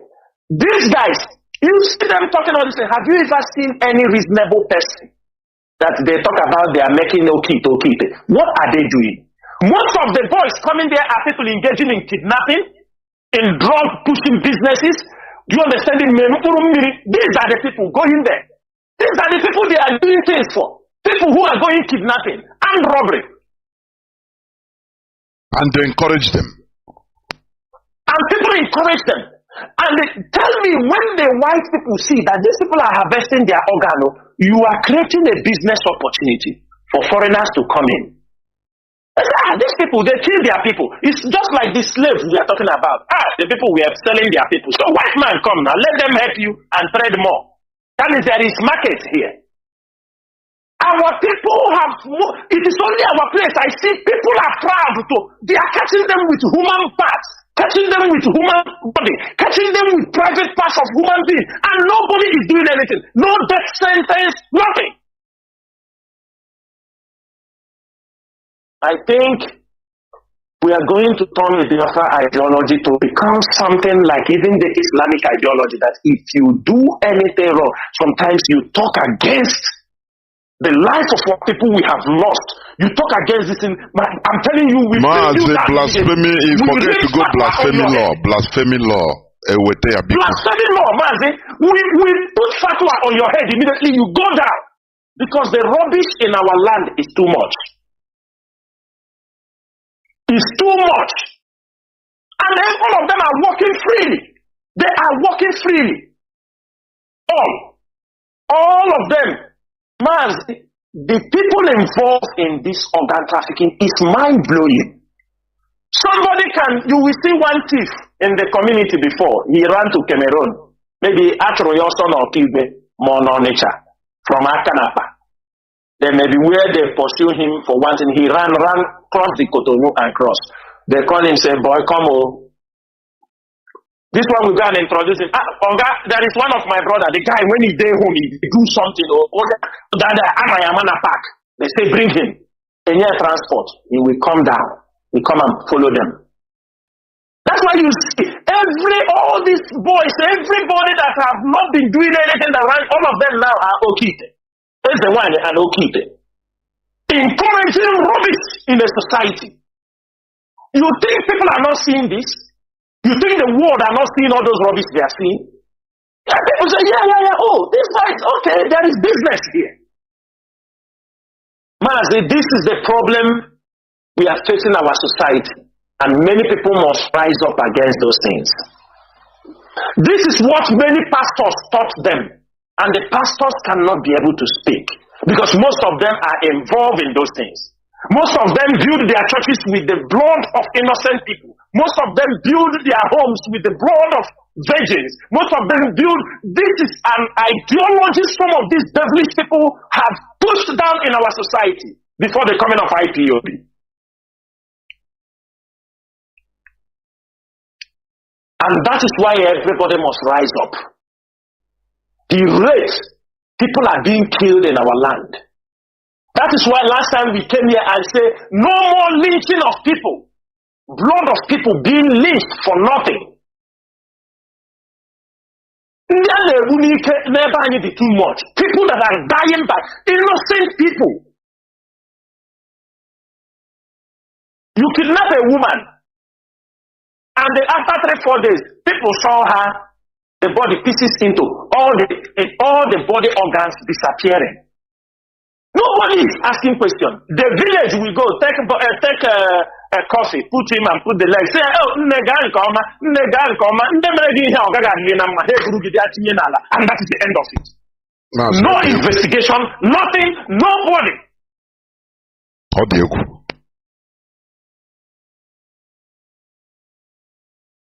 They kill people, they adopt your son, they slaughter him, they cut off his head, take his private part, they take the dead body and give to you, instead of you to stand up, instead of the community to stand up to query what is happening.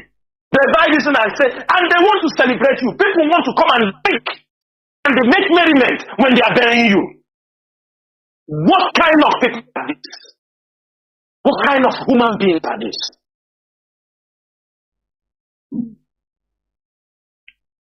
Mazi, we will follow the issue of, I say, before we will start it from home, while we monitor the level of the gate, and we start to gather more information. If we gather enough information and it shows clearly that this is what the gate is planning in our place, to take over hospitals, IPOB can mobilize a protest around the world. We can do it. If nobody will do it, we will do it. The fact is, let us get all our record and facts correct. If we have our facts correct, they can put the hospital in the north. That they will not put those kind of policies in our place. That is not what we want. That is not what we are looking for, and we are not bargaining for such. Chinedu. Mazi. Although those that sponsored the bills officially in Nigeria are Igbo people. Okowa sponsored the bill, and this one in jail he was there, and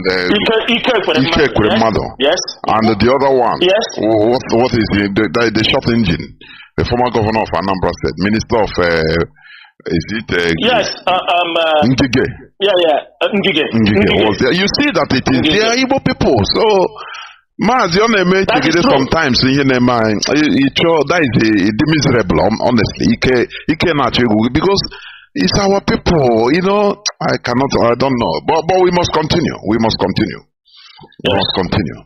Mazi, now we talk about the detention, the continuous detention of Mazi Nnamdi Kanu, and they also tell listeners, Biafrans and listeners, lovers of freedom all over the world about the situation of our leader. We saw what happened before, the other day, or the other time, about his health and all the rest. Mazi, please go on.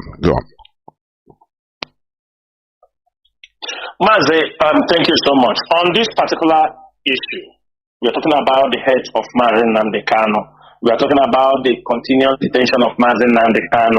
We are talking about many things surrounding his solitary confinement in the DSS headquarters. One thing is this, and this message is for Nigerian government, the DOS, and the DSS. Whatever we are doing, we make sure in the international community we follow the rules of engagement. This is the most important thing. Anybody who thought IPOB have done very well these 2 years, the person is just lying for himself. Because there are fools who thought is by boasting.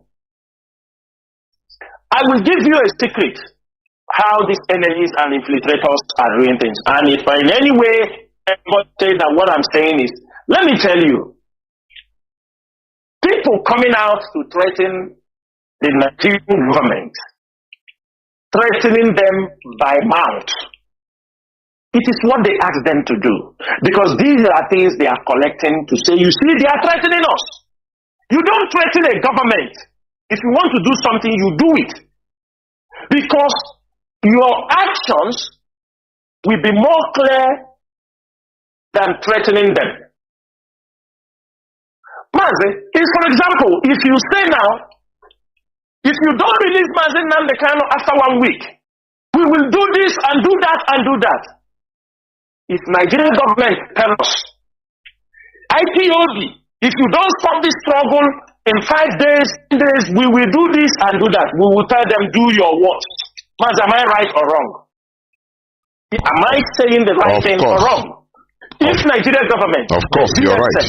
The military, yes, tell us, in 1 month, we give you 1 month to stop the Biafra agitation. If not, we will kill everybody. We will tell them, do your worst. The same thing implies when some fools come on social media. Nigeria, it gives you 1 week. If you don't release Mazi Nnamdi Kanu, we will do this and that. The Nigerian government will say, do your worst. They will even want you to talk more because they use it to keep Mazi Nnamdi Kanu down. That is what they want you to be doing. But if you say there are something you can do, you will press your buttons and they will be hearing from you. They will be confused.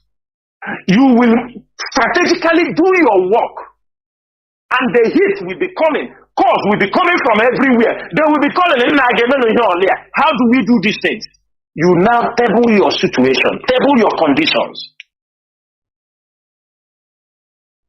Mazi, we know that Nigerian government recruited, you understand me, the agent provocateurs and told them to do. What they are doing is not something new. They have done it before. They have done it in 2015. They did it also when Mazi Nnamdi Kanu was attacked in 2017. For 1 year, they did it also. They provide leaders. You know, they are graduating. This time around, they have gone to the people who takes over this person become prime minister. They know. The question is this. If those things are working, they wouldn't have kept Mazi Nnamdi Kanu till now. If those things have worked, they would have released him. They know he's in danger. But what they are trying to do, they want to keep him, make sure that these criminals breed like what Asare is doing. They want to breed more private army that they will keep in our place, so that when you are talking, they will say it's not Nigerian army. And the one thing is this: Nigerian police and Nigerian army, the Nigerian police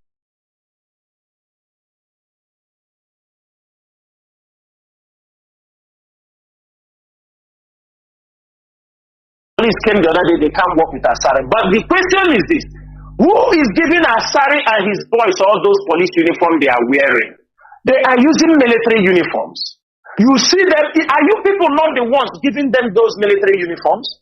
Are you not the ones giving them those police uniforms they are using? Going to intimidate people. If you don't give them uniform, who are those ones wearing police uniform? Who are those ones carrying the police vehicle to go to burn houses in Izombe, in Oguta, in Ibiasebe, in the whole of Olo? Who are they? Mazi, the continuous detention of Mazi Nnamdi Kanu is what they have orchestrated. HAUSA is boasting that Mazi Nnamdi Kanu will not come out. We want to see. We want to see. Till he finish. That is what some people are working on. Till he's become re-elected and they continue. He's trying to lobby other people to keep his zone in a unsecured insecurity everywhere for his own benefit. This is so opposed to them. Everybody knew him. They knew him as a highway robber, a criminal. They are the ones that started this 419. If they eat your money, you come, they kill you. It didn't start today. All this man know about is a politics of killing. You see him now, the new chief. I think you see him with his white and white, Kando Lumba, gallivanting, trying every police commissioner. You see him, he's there because he's trying to build a relationship. He's trying to build, because if you watch, you found out the new police IG, he was there. He's the one who went to Crown. Everywhere, because he's running around trying to build relationship with these new officers that we are appointed, so he can continue his criminal activities. So that when he asks them, send me soldiers, they send him. Send me this, they send him. So that even if his men are killing people, nobody will say anything. All these things is just to make sure that Mazi Nnamdi Kanu is not being released. All these things is to make sure he causes more insecurity, that we see Mazi Nnamdi Kanu continuously detained based on national security. IPOB is a movement, a peaceful movement all around the world. We are not violent. We are not killing anybody for anything. We believe we can challenge you in anything you are talking. If anybody said that this is what IPOB do, come, let us talk it. Come to Radio Biafra. Bring your point. Prove to us. Call us anywhere. Come and show evidence that IPOB is responsible for this and responsible for that. If you say IPOB, ESN is attacking Fulani herdsmen, yes, we do that. We do that because we are protecting our ancestral land. We do that because we are protecting our women. We do that because we are protecting our farmers. We do that because we are protecting our ladies. They are being raped. They are being killed. We do that. But one thing is this, Mazi, all they are doing is just to make sure that they destroy anything positive that will, or anything that will exonerate Mazi Nnamdi Kanu. The Nigerian government knows that the criminal in Finland is behind most of the criminal activities in Biafra land. They knew. They know very well. But have you ever seen where they call his name? Instead, it is me. Chinasa Woru, they will bring people. Chinasa Woru is Chinasa Woru that. Chinasa Woru this, Chinasa Woru that. Purpose of them are instigating insecurity in Biafra land. Insecurity in Biafra land. He's instigating insecurity in Biafra land. Reasons are to make sure Mazi Nnamdi Kanu is not released, and he's working it. He's working it with other people. He's working with other people, many people, to make sure that Biafra land is having always a problem, because he's benefiting from security fund he's getting from Abuja. You know he was a 419 person. So he has turned insecurity to a lucrative business. He has turned it to a lucrative business, just to make sure he keep Mazi Nnamdi Kanu down. Keep Mazi Nnamdi Kanu to make his money, and he finish from there. You know, in the next, if he enter another time, soon you people will forget him. You will forget him. When he finish, you will forget him. Because he knew that Mazi Nnamdi Kanu knows what he is doing. That's why he is fighting to make sure he's ready to put more money. He's ready to recruit more people, distract IPO. The people say, nobody is distracting us. We will give you 1 week. We finish with you. We go to another one. You can't distract us. You cannot distract us. And let me use this opportunity this is a reminder, because of this distraction issue. Fellow Biafrans and fellow comrades, it has come to our notice that of recent we have seen, nobody is saying don't wish anybody birthday. We are not saying that. Nobody is saying don't wish your fellow comrades birthday. But please, all these birthday wishes, take them away from official IPOB platforms. Wish people their birthdays in their private inbox. Because if we continue wishing birthday, every day there is somebody whose birthday is there. And every day we continue, and we will lose. So that is distraction. That will distract us, but not when we are battling with our enemies. When we are battling with our enemies, it can never be distraction. But that is the enemy that pop up at a particular moment. And it is our duty to make sure we deal with that enemy. Like I started, this period, we must finish the issue of Ashare. It is very simple. I think they said, even the Hausa people, they say, for me, everything has time. The time has come when we will sort it out with Asari. And that is what we are in now. With all of them, this week is the week the rendition Mazi Nnamdi Kanu and all those enemies, they have all popped up because they have been reminded that this is 2 years old, you didn't finish IPOD. You could not do IPOD anything. You see them popping up. I want everybody to check the time. The time Asari came to the Aso Rock, it was a kind of an anniversary for keeping Mazi Nnamdi Kanu inside. They came out and started talking. But one thing I learned the APUB leadership, you know, people distracted us, not only distracted, they fought us for 1 year to 6 months. All of you knew what we went through, but I'm happy today. Our diplomatic moves is now yielding fruits because we tried our best. We were deprived of everything that is needed to launch the kind of diplomatic attack we want against Nigeria. We could not have it because saboteurs were everywhere. They were going up and down. But today, moves have been made.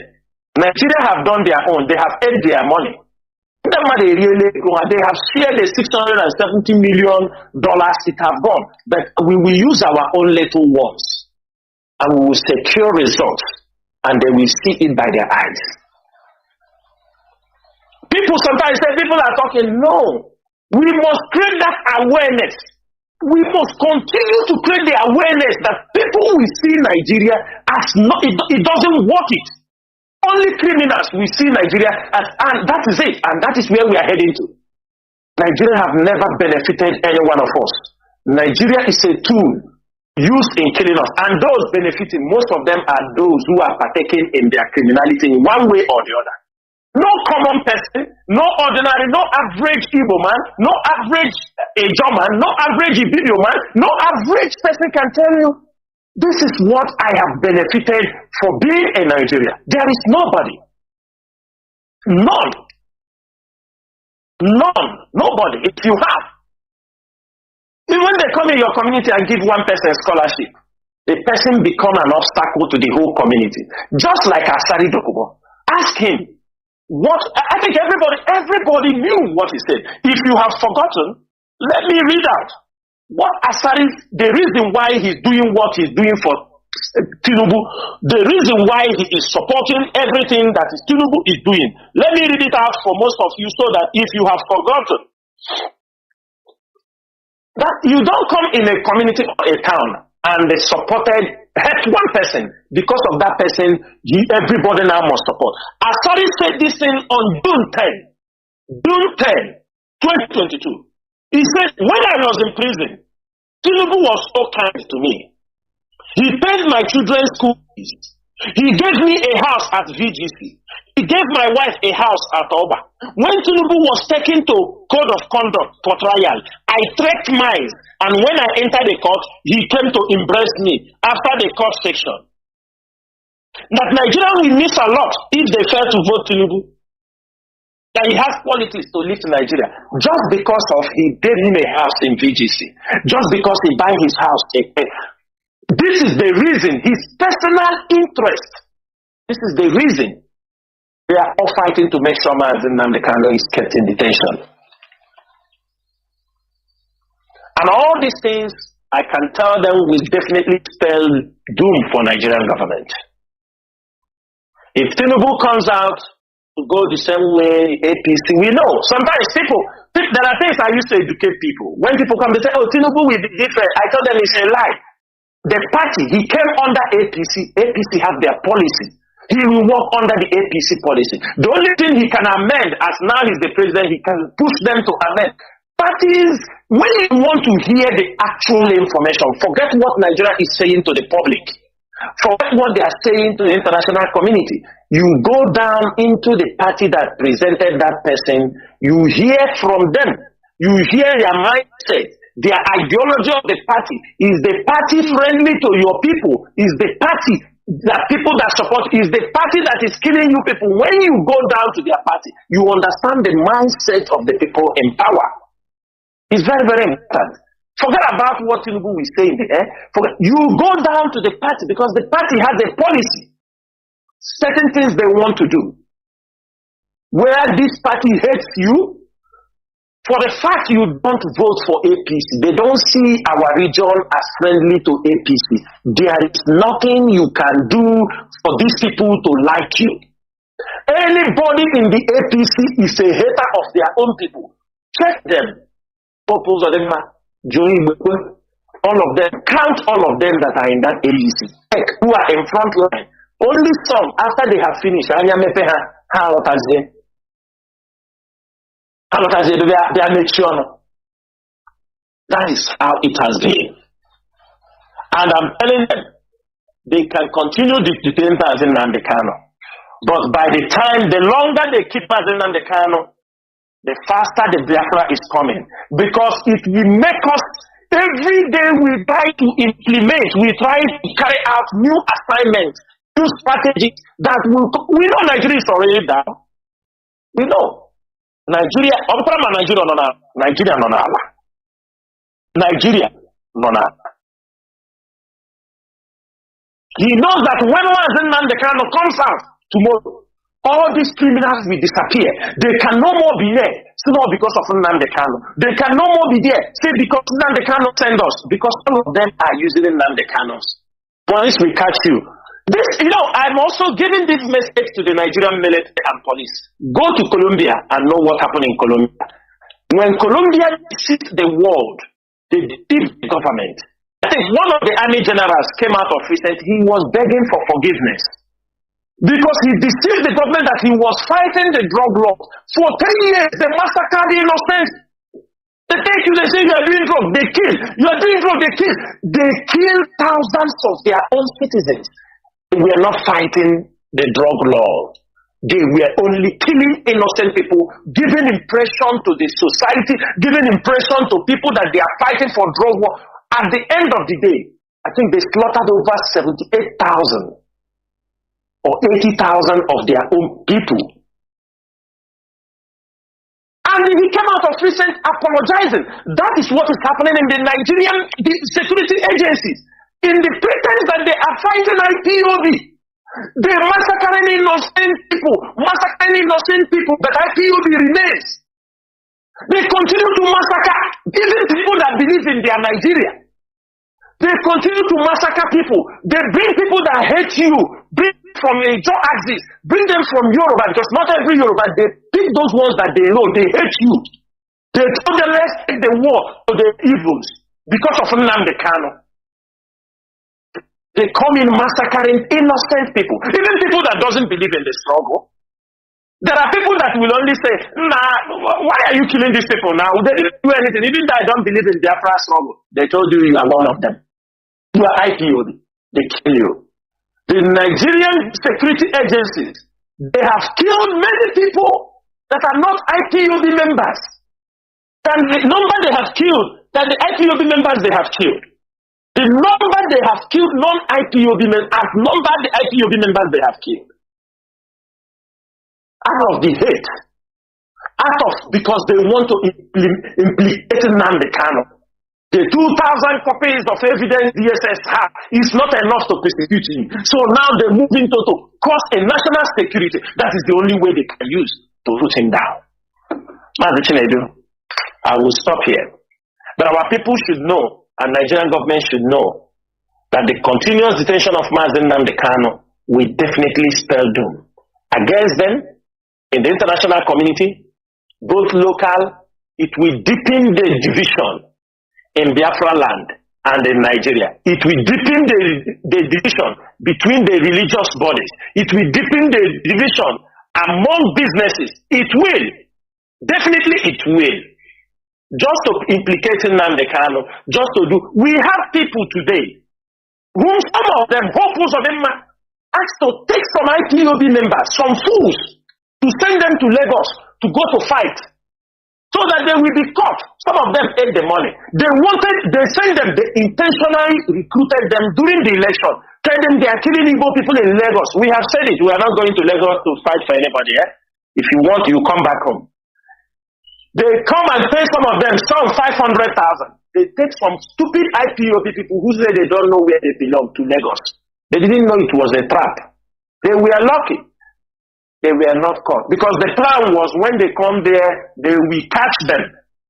When they come out to say they are doing elections, they will catch them and say these IPOB members have come from the east, coming to cause problem in Lagos. Some of them took the money, they didn't go. So they will televise them that IPOB sent people because they wanted to prove to people that IPOB was supporting P2B. I can tell you some people receive up to 500,000 naira. Personally, transport from IPOB, from Anambra, from Iguacha, transport them to Lagos, they pay hotels for them. So they will come out. When they come out, they will round them up and say that IPOB members came to fight for P2B. They catch them. This is, they are writing it down. They will use, those things will not work. Those who are doing those kind of business, it won't work. It is not going to work. Not today, not tomorrow. Because IPOB is everywhere. We have our code of conduct. We know how we operate. And all the IPOB principal officers knows where to confirm anything that is happening. That is why we're still here. And that is why we will continue to be here until Mazi Nnamdi Kanu regains his freedom and Biafra restored. Mazi Chinedu Ndewo. Mazi, what about Mazi Nnamdi Kanu's operation of proposed operation on sickness and the condition? Because many people will love to know about it, please. Mazi, you know, I will say something. I will say something about that now, but I won't go very deep. You understanding me? I'm not going to go very deep. Mazi, you know we have treated the number 3 topic with the number 1 together. You know that. And the number 2, yeah, you know. Yes. So we are going like towards the ending here. You know the question you asked, of course, many of our people will like to hear. Will like to hear this. But I'm not going to go deep, and I don't want people to take it out of context. But what have happened, or what is surrendering the health of Mazi Nnamdi Kanu, is something very funny. When I came on radio, when I raised the alarm that Mazi Nnamdi Kanu should not be handling operation, that is our own solid opinion, and we are not changing that. Mazi Nnamdi Kanu is sick. They should make sure Mazi Nnamdi Kanu go for treatment. Ordinary ear infection. Buhari was always flown abroad. Now he's flying up and down. It's just he's flying. They're not treating him there. This is our leader. After the court case, they went the other day that Ozekome came out and granted an interview. Because before Ozekome come and said that, there is one of our comrades who now came, because you know sometimes our people want to believe what the criminals are saying. And that comrade, he's hearing me now. I called him because people were throwing that question. Mazi, they said Ozekome is running away from Onyendu. He doesn't go to see Onyendu on 11th, since 11th of May. He doesn't go to see Onyendu. I told the person is lying. When the questions come too much, I called one of our media person. I said, think that is coming. Look at these two. The person said that Ozekome have never gone to see Onyendu, is running away from him since 11th. The same person also said on 3rd June that Ozekome went and met Onyendu and discussed with Ifeanyi Ejiofor censored the message and gave Chinas Oru. They understand me. You know, they said. But I thank God that after the court, Ozekome made a press conference.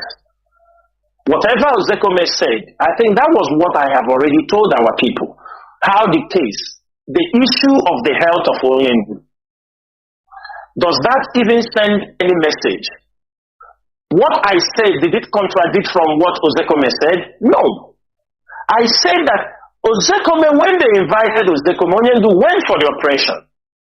They said, Ozekome said they can't give any consent for Onyendu to have operation. They must bring his doctors. The following day, you understand me? Somebody push names of the doctors.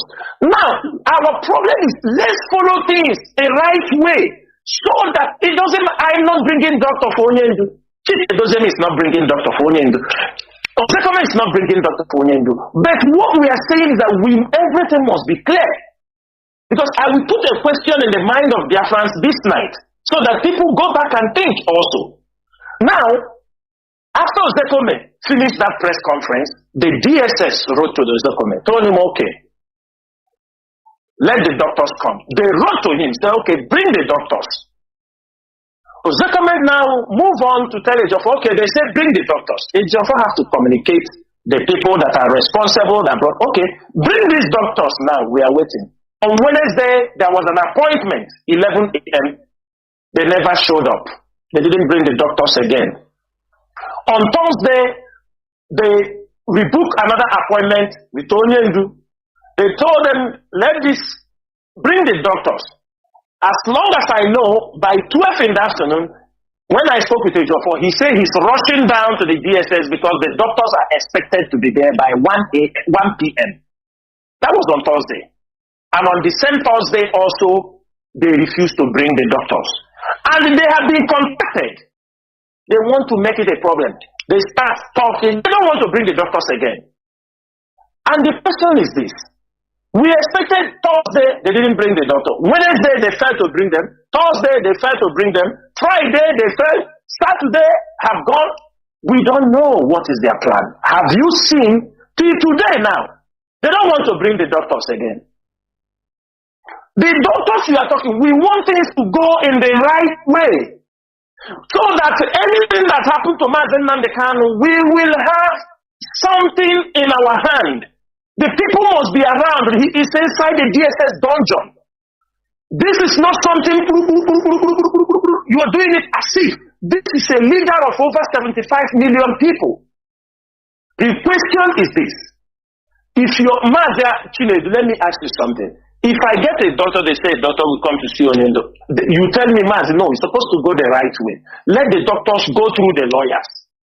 You understanding me? And the lawyers prepare. Is this anything wrong if you give me such an advice? I want to understand. Now, when you tell me bring the doctors, I said I'm not bringing them again. Mazi, what will you think about me?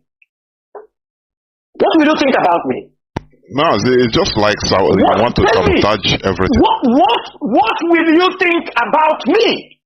That I told you, these doctors don't suppose to. This is the people who discussed with the Directorate of Legal. They told you, if you are bringing them, we want Osekome to be here. We want this person to be here. Now, they wrote to Osekome, said, bring the doctors. Now, Osekome asked them, said, bring the doctors. Wednesday, they didn't want to bring them. Thursday, they failed to bring them. Friday have gone. Saturday have gone. Instead, one of them was talking very harsh, telling them why they didn't have the numbers of the doctors before they will say bring them, that they should stop disturbing them. Mazi, is this not you think? Does this thing make you to think or not? Who are these doctors? Why is it they don't want anybody to be aware? I am not bringing doctor, but you are not bringing doctor. What we are saying, let everybody, this is somebody's health. This is a very sensitive something. If you are bringing a doctor, what happened to us in Kenya, we don't want it to happen again. We do not want it to happen again. These are the things that makes us to come outside and speak. Sometimes we don't need to talk these things on air. But we know that our people will ask the question. We know that because our people are interested to know. We know that our people love this man called Mazi Nnamdi Kanu. They want the best out of him. Sometimes they show concern. It's not that when they show concern that they want to be sure, because if anything happens to Mazi Nnamdi Kanu, people will stand up and die. People will die. We will lose control of everything that may happen in Biafra land. Around the world. That is the situation. So till now, the doctors have not come. They refuse to bring the doctors, but we will continue to try until they bring the doctors. That is all I can say on that topic. Ndewo Mazi Chinedu. Ndewo.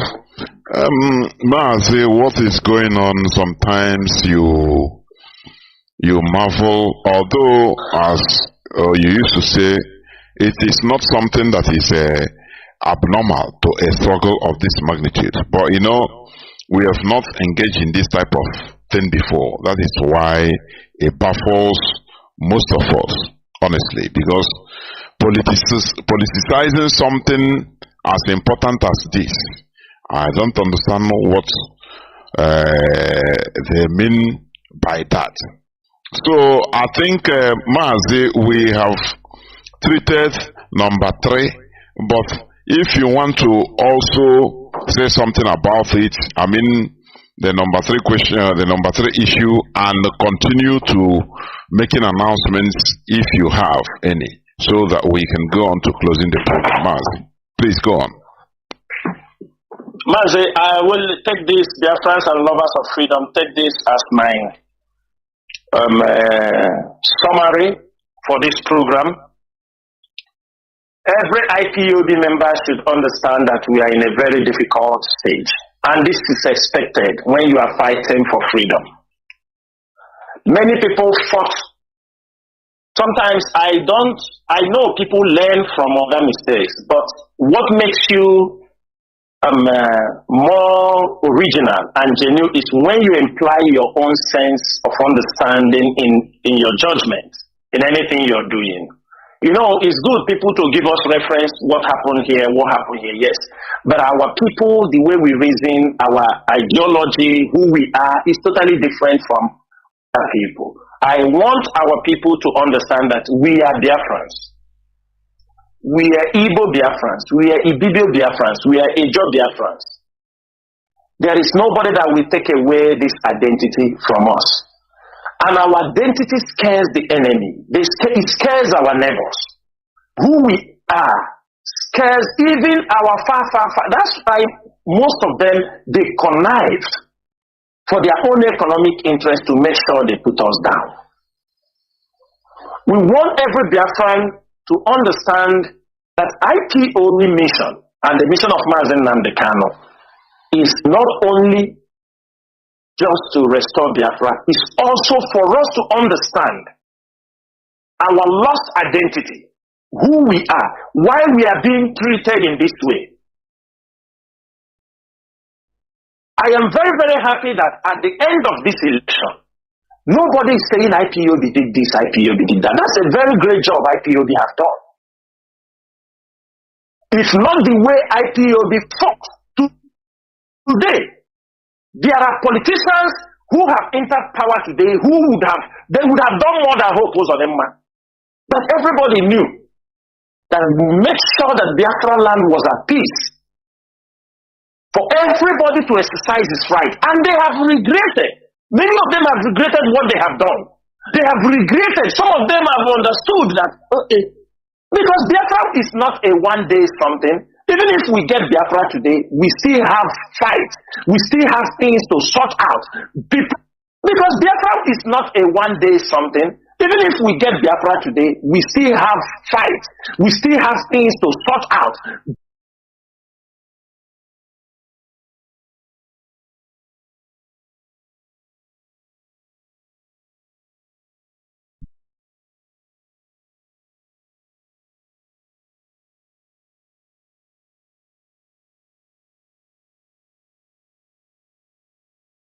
Fight. So that they will be caught. Some of them ate the money. They sent them, they intentionally recruited them during the election. Tell them they are killing Igbo people in Lagos. We have said it. We are not going to Lagos to fight for anybody. If you want, you come back home. They come and pay some of them, some 500,000. They take some stupid IPOB people who say they don't know where they belong to Lagos.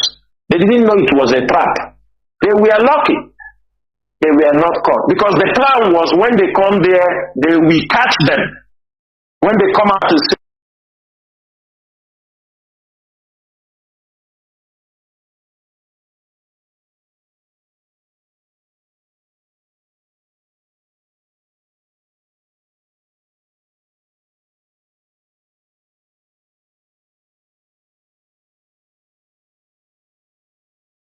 we You can come to IPOB, please. I want you people to, you understand me? I'm losing support too, but I want to be on. We can know how to manage you.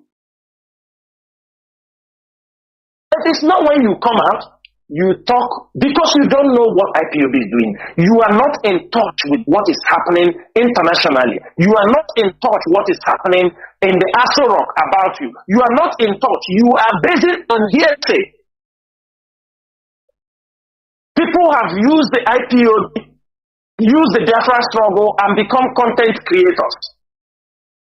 Many people they don't seek information.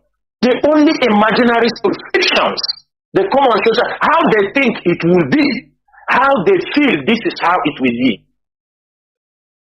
They blackmail, they do all sorts of things, they give you hope. They will go to catch Biden by hand. They will bring warship. They will bring, when they bring, some people love this kind of, stories.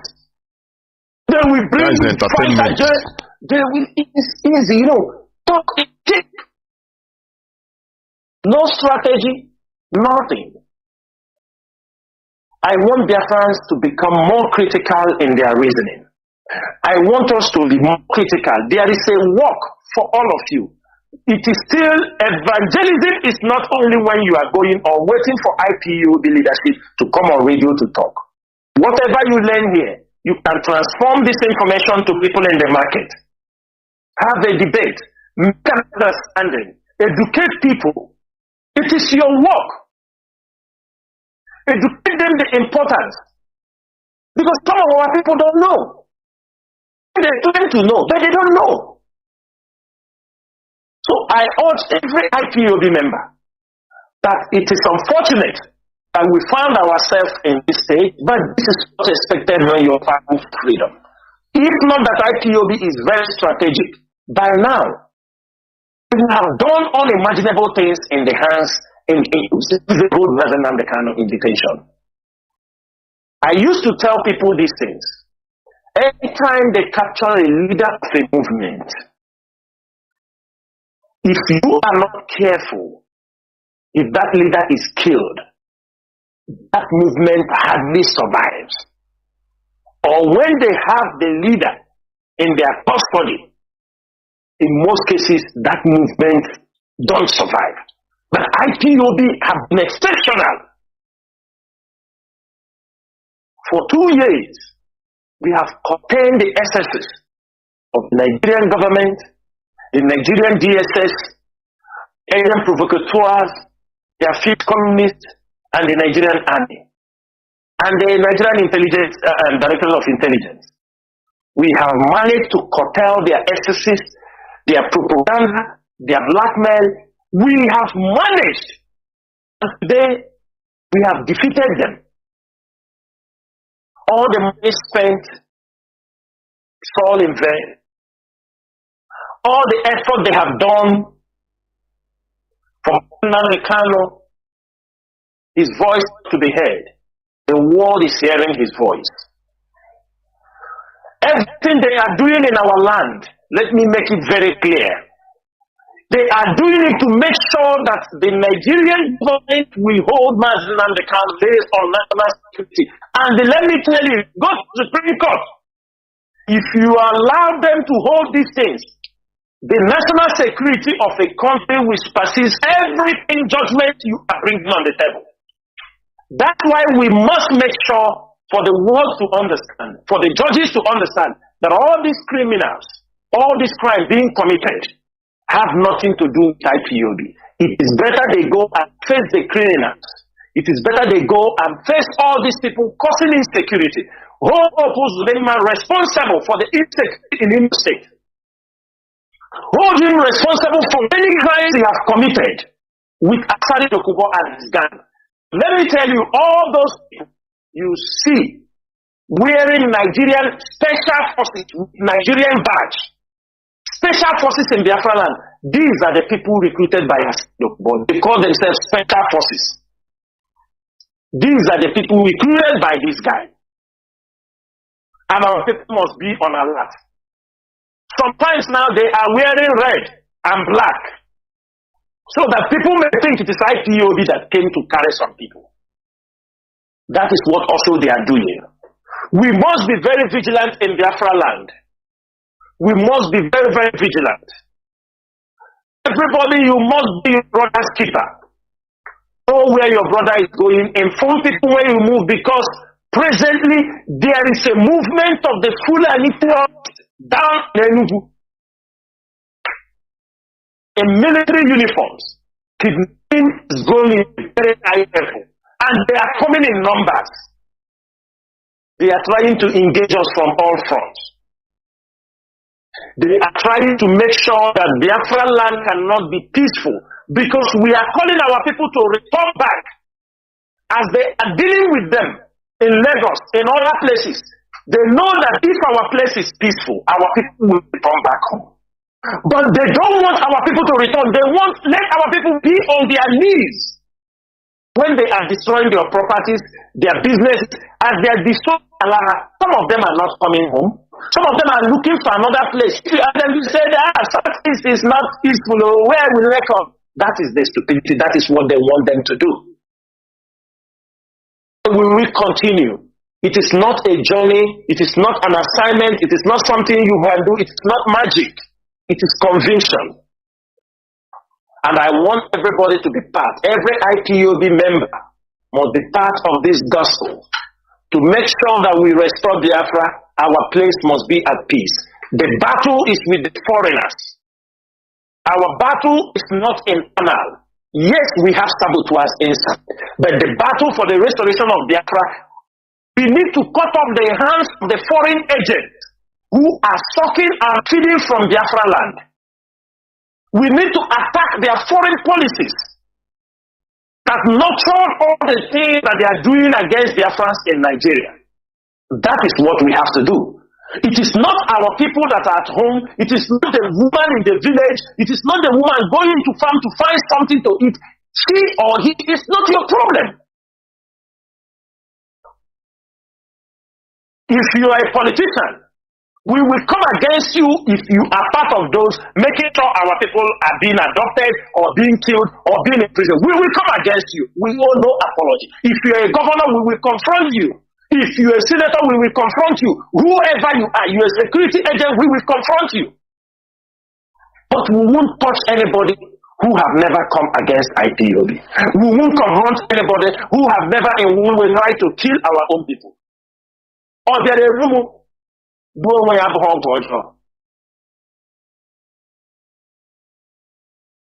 want everybody to know that we have no enemy that we will say, oh, you must. No, I don't have anything like that. The enemies are those fighting against us. The enemies are those making sure Nnamdi Kanu is not released from detention. The enemies are those sabotaging the work of IPOB. The enemies are those making caricature of the Biafran struggle, the death of our people. These are the enemies. The enemies are those police officers adopting our people, those people coming in the night adopting our people, harassing our people, extrajudicially executing our people. These are our enemies. The moment we distinguish these things, we must explain to the world, explain to the public. They must hear our voice. It's our duty. We must continue to explain to them. If we don't do that, nobody is going to do it for us. We must sensitize our people, because the fight, this is something that have accumulated for many years. Since after the Civil War, nobody have educated our people. Since after the Civil War, nobody have ever taught our people what to do. Since after the Civil War, nobody have even bring our people close to understand what they passed through. Our parents refuse to tell us the story. Only few of them. I don't know what's the reason why. They never tell us. Have they forgotten? Only few of them have been able to tell their story. Some of them, out of shame or humiliation, they don't want to talk about it. But I urge all of them, they should open their mouths. Because history is being passed orally or written. There are those writing their own. We also need the oral part of the history. Those who will transmit the information orally from son to daughters, grandchildren. We want the oral history of what happened to our people in the Biafra Civil War. It will teach us a lot of lessons. There is nothing to be ashamed about. Our people have been killed, and they continue to kill us till today. Because of what? Because of who we are. Because of what we have in our land. Imagine what is happening in Congo. It's a replica of what is happening in our place. Congo is, let me say, the richest country in Africa, even let me say in the world, in natural resources. The same thing in Biafra. The same thing. They will never want us to be at peace. And I ask our people, it is time for those who are still waiting, thinking that Nigeria will be good one day. It is not going to be good. Because as long as IPOB is here, nobody can bring Nigeria together again. We are putting the demarcation line wider. We are drawing it more wider and wider and wider and wider. And that is what we have to do. Until we restore Biafra, there is nothing somebody will tell us we will listen to. There is nothing.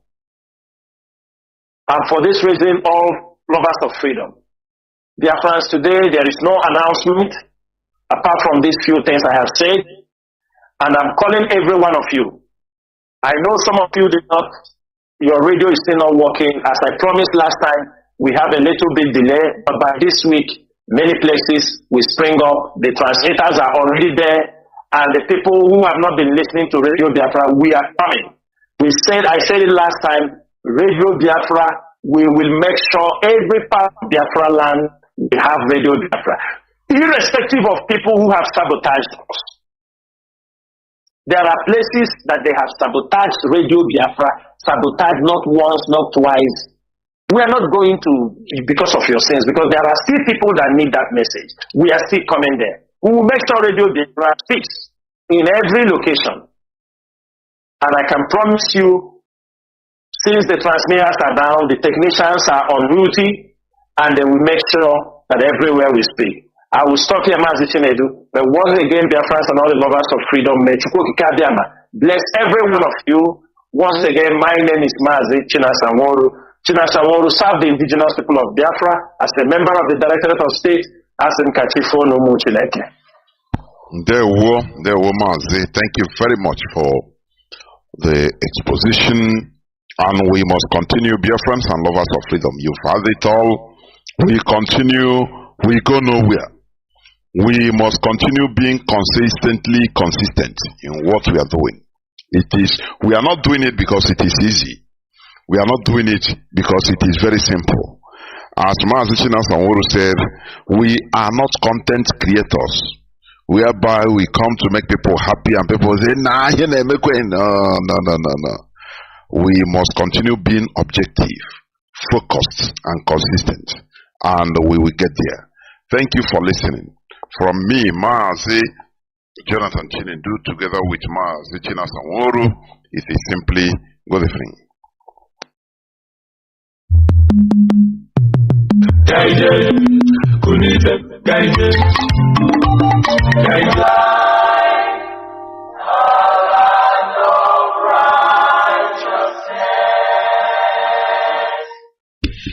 Good morning, good afternoon, good evening, good night, great Biafrans, wherever you are. This is Radio Biafra HAUSA-SERVICE 2, coming to you from the platform of Radio Biafra London, under the leadership of one and only Onyendu Mazi Nnamdi Kanu, Ohamadike, one of Biafra land.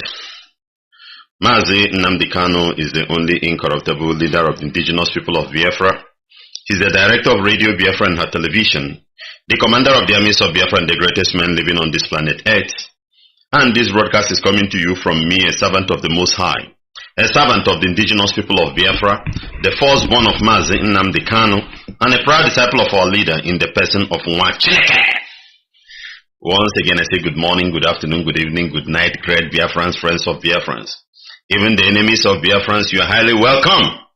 As we know, one thing is for us to press on for the disintegration of this British demonic abominable contraption called Zoological Republic of Nigeria, and for the restoration of the kingdom of God here on earth, which is Biafra.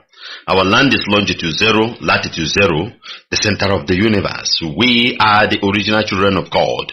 We are the people of the book, and that is why all attacks from left and right are coming to us. You must understand that. Nobody is being hated like you and I. Nobody is being rejected like you and I. Nobody is being killed like you and I in this present generation. It's just because of the mark. You may not see the mark. You may not see the mark, but those in the spirit will understand the mark. That's why we are being rejected. But we are here to do what? To regain, to restore the mandate. Whether they want it or not, we will restore the mandate. The only place we will have peace in this world is under the sovereignty of Biafra. The sovereign state of Biafra is the only place we will have peace, because that is what will cover us. That is what can protect us.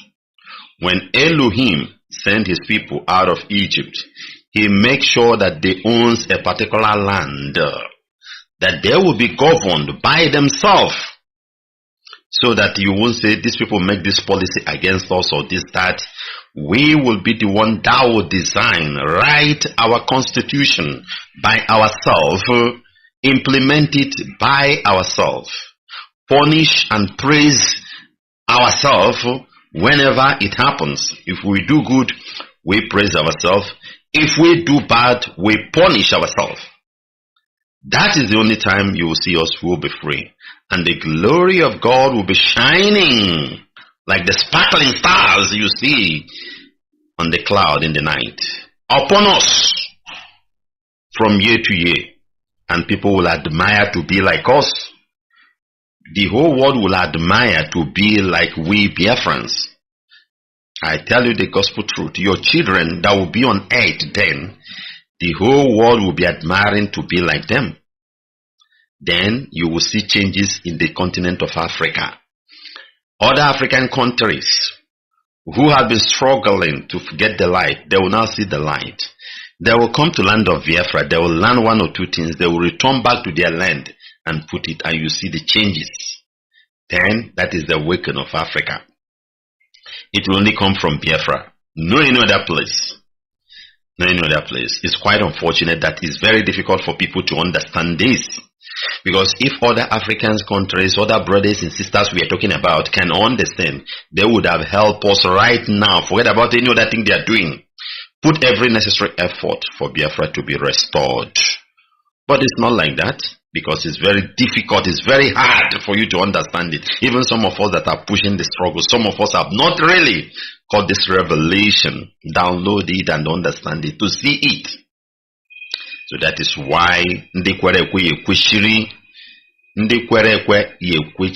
and I that stand must stand firm and push this thing for us to get there. Brother, the reason is because you have seen where we are going, you have understand. So don't look back. Enemies are coming left and right to distract us, saying all manner of things, doing all manner of things. As I always tell you, that is their duty, that is their game. I am doing my own, you are doing your own. They will as well do their own. What makes things to be sweet, to be good, to be admired is the challenges behind success. That is what makes success so sweet, so admirable. Because there are challenges around it, but you were able to overcome it and take that result, that successful thing. So enemy will continue to play his game, but the duty for you and I to overcome it is certain. And that is what we are doing here, and that is what we will do. So I continue to inject you with the words of motivation and encouragement that you, brother, you, sister, do not lose hope and don't be derailed. Also, all that glitters are not gold. It doesn't matter how they decorate themselves. Do not follow them. Don't follow them, my dear brother. Because all that glitters are not gold. All that glitters are not gold. The Bible says Satan disguised himself as angel of light. He will continue to be imitation, pretending to be whereby it is not. But original remaineth original. Original don't shine. Original don't make noise. Yes, original don't put too much advert. Because it's not that it's original. At the end of the day, you'll be looking for it. That is it. So don't let them discourage you. And don't let them buy you off. Very, very important. And that is why this time will come, we continue to commit every proceedings into the hands of Jehovah Elohim, the Most High God, for Him to take absolute control of what we are doing, because without Him we cannot do anything. And on that note, I would like you to bow down your head and let's commit our proceedings into His hand.